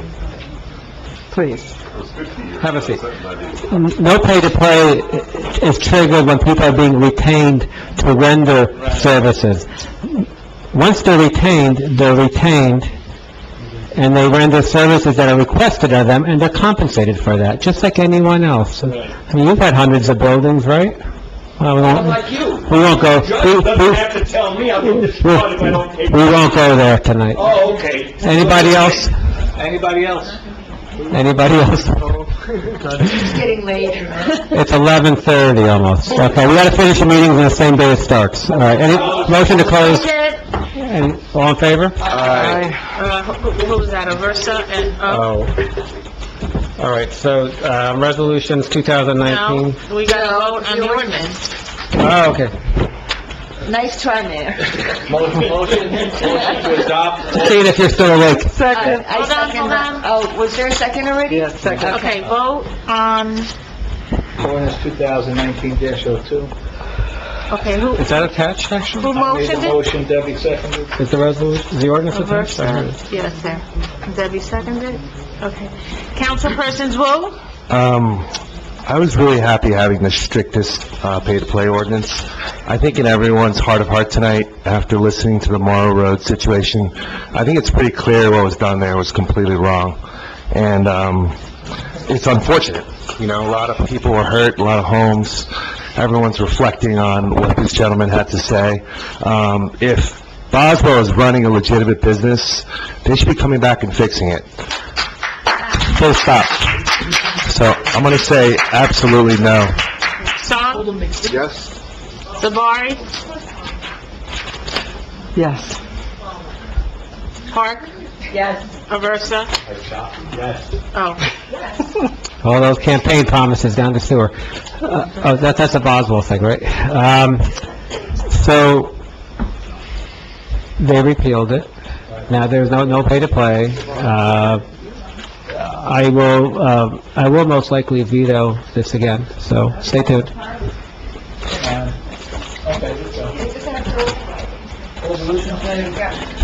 You may actually have to reintroduce it. I think so, because you guys obviously haven't read it. So resolutions, 2019, yeah, sorry. Do you want to do a consent agenda for everything? If we could, it'd be great. Can I make a recommendation, Mr. Wunsch? Yes, Can we, ask for a consent agenda on not a everything? problem. And I'll take a vote on it? Yes. Is everyone, I'd like a motion for a consent agenda. Hold on one second. So it's consent voting on all the resolutions here. Consent agenda. If someone can make a motion? Councilpersons Wu, Sorry, can you let me know Yes? what that means? that you could vote on all of them all together. Mr. Wunsch said we could do Sorry, it. number 71 was not, we don't have a, So we'll pull it? Right, pull Okay, so we're not 71. voting on 71.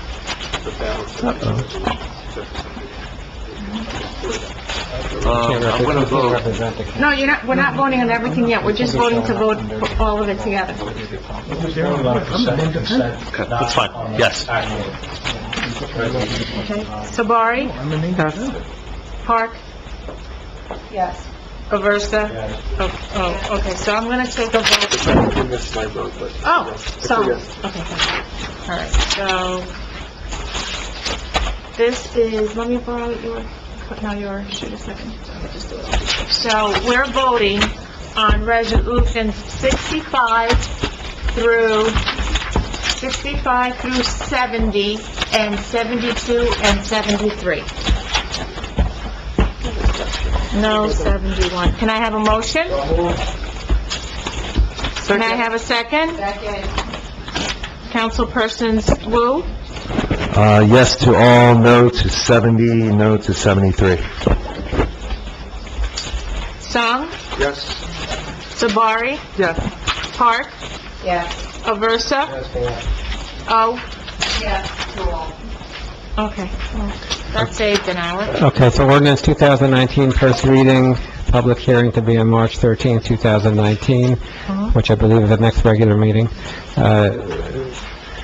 2019-03, model ordinance to exceed the municipal budget appropriation limits and to establish a cap bank under NJSA 40A:4-45, period 14. Can anyone, well, actually, Mr. Wunsch, why don't you explain what that is to the public? Which one are we doing now? I'm sorry. The first ordinance. Is that the COLA? Yeah, the,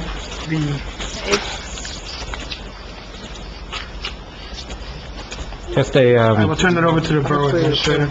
It's allowing to raise, your budget funds consistent with, cost of living. Raise your... It's to raise funds in the budget, consistent with, cost of living. So on the revenue side or the expense side? Surplus? It goes to surplus? What is our surplus? Mayor, what is it? Come on, really? I don't know. I mean, You know what? all right, it's I'm not. okay. All right, fine. Maybe, just send me that tomorrow. 2019-04, oh, wait, we need to have a vote on this, actually. Right, All so, I need a motion for this. Second. who moved it? I think Alan moved it. No, we're doing it first, and Ellen seconded it. Councilpersons Wu, Yes. Sung, Yes. Sabari, Yes. Park, Yes. Aversa, Oh. Yes. Okay, so that's been introduced. 1904? It's 1904, now that has the same public hearing? Yeah. March 13, 2019, and it's an ordinance amending the code of the Borough of Englewood Cliffs, Chapter 2, Sections 2-13.16, entitled Fees in Regard to Traffic Control and Workplace Safety to establish and dedicate an administrative fee. There's an extra comma at the end there. So, can you just tell the public what Okay. the background of that is? So 1904 is an ordinance and resolution that was done in 2017 to add administrative fee to traffic jobs throughout town when there's construction, utility, public events, bicyclists when they do the Grand Fondo. There's a fee that we want to charge them, and that fee goes towards DARE and other police programs.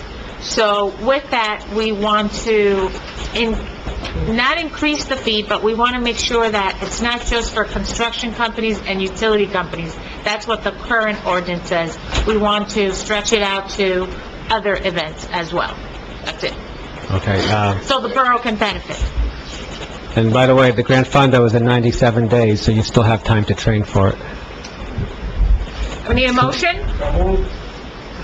Second? Second. Councilpersons Wu, Yes. Song, Yes. Sabari, Park, Yes. Aversa, Oh. Yes. Okay, thank you. So can we have committee and council member reports? Let's start with Councilman Wu. Just state your committee or committees, Paul, and just fill us in. Nothing to report on historical.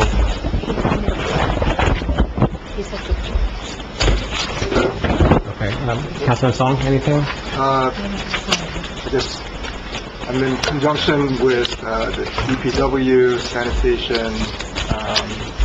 I've had opportunity to meet with Mark. Just briefly, we're just discussing some work that needs to be done to sort of upgrade the facilities. Number one, we had a very nice meeting with him, and he had a budget that he wanted to propose to me and the committee that we're going to review. Number two, we had meetings with PSNG to discuss some potential upgrades to sort of the cast iron pipes. No. Yeah, just move it closer. Okay. To upgrade the cast iron pipes to plastic. Apparently there's money available. There's a lot of information there, and just we were there for I think a couple of hours just going over their plan.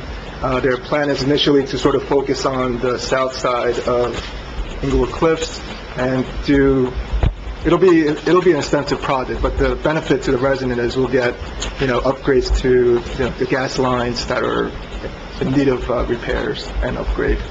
Trying to think if there's anything else. The last time this was done was 2016. 2016? Mm-hmm. Okay. I think that's it. That's it. Okay. Okay. I chair the Finance Committee. I think that's the only one I chair. So we've started meetings. I met with DPW with Jimmy, and I'm going to be meeting with the... I was on that meeting as well. Yes, you were. So we're in the process of getting ready for our budget and trying to gather all the information. It's in the works. I'm on other committees that I can't talk about. So that's about it for now. So I'm on Board of Health. We haven't had a meeting thus this year, but I'm also on the Rec Committee, and we are working on, as the mayor knows, that we are working on trying to repair the infield of Woody Field. It's been a hazard. Many kids are getting hurt, and so we're trying to have all of the infield at Woody Field fixed before baseball season. So let's hope that's going to happen.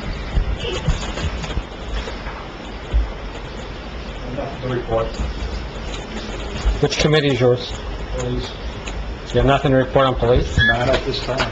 You have so much going on in January. There's a lot. There's nothing There's nothing to report. Nothing that I'd like to share at this moment.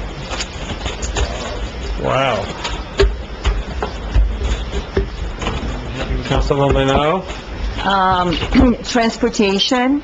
So on January 24th, I had an opportunity to attend County Department of Transportation meeting.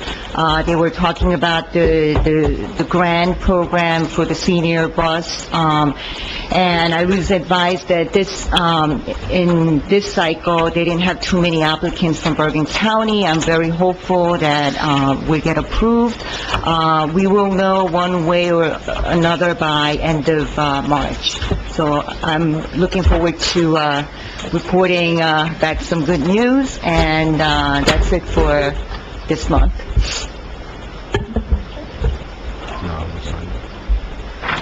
Thank you. I have one thing to report. The residents of Van Nostrand asked for a meeting with LG Electronics regarding the building that's being built. You may have seen it.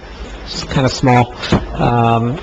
They were concerned about construction, noise, egress and ingress from their street, data completion, landscaping, and so we had a meeting today at Borough Hall.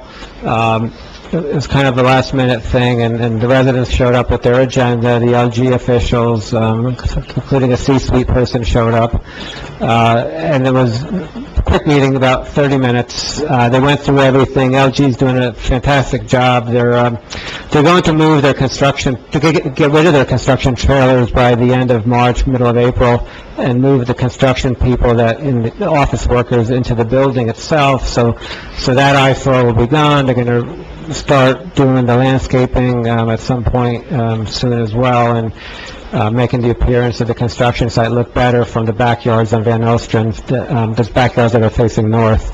The construction's working from north to south. It'll all be pretty much, the building will all be closed up by middle of April, and then just the inside work will be done. The building should be completed in mid-December. So they're very excited. I saw renderings of the plantings. The residents were happy. They were pleased with what it's going to look like. They're planting 1,500 new trees on the project, and 700 of those trees are actually behind the backyards facing north from Van Nostrand. So there'll be a berm there as well, so the residents there will basically not see the building. It'll be interspersed with evergreens, but it's all going to be trees and plantings that are indigenous to this area. They had a super tree expert from Washington, and it's just a major endeavor. They're doing a great job. There's a couple of different issues on Van Nostrand in terms of, if you're coming out of Van Nostrand and you're turning north, it's a difficult left turn to make, so we're trying to get the residents a remote control access gate to have them go out to 9W, because it's not a through street right now, out to 9W to turn north, and it'll be easier for them that way.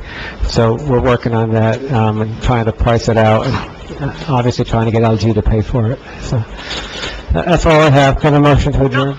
Oh, there's one more thing, sorry. So on correspondence, I gave everyone a letter from NJDOT, LG Corporate Headquarters. It talks about different things in the letter, but it says that they're requesting a letter from the borough stating that we will pay for the electric that's on the traffic light on Sylvan and Middlesex.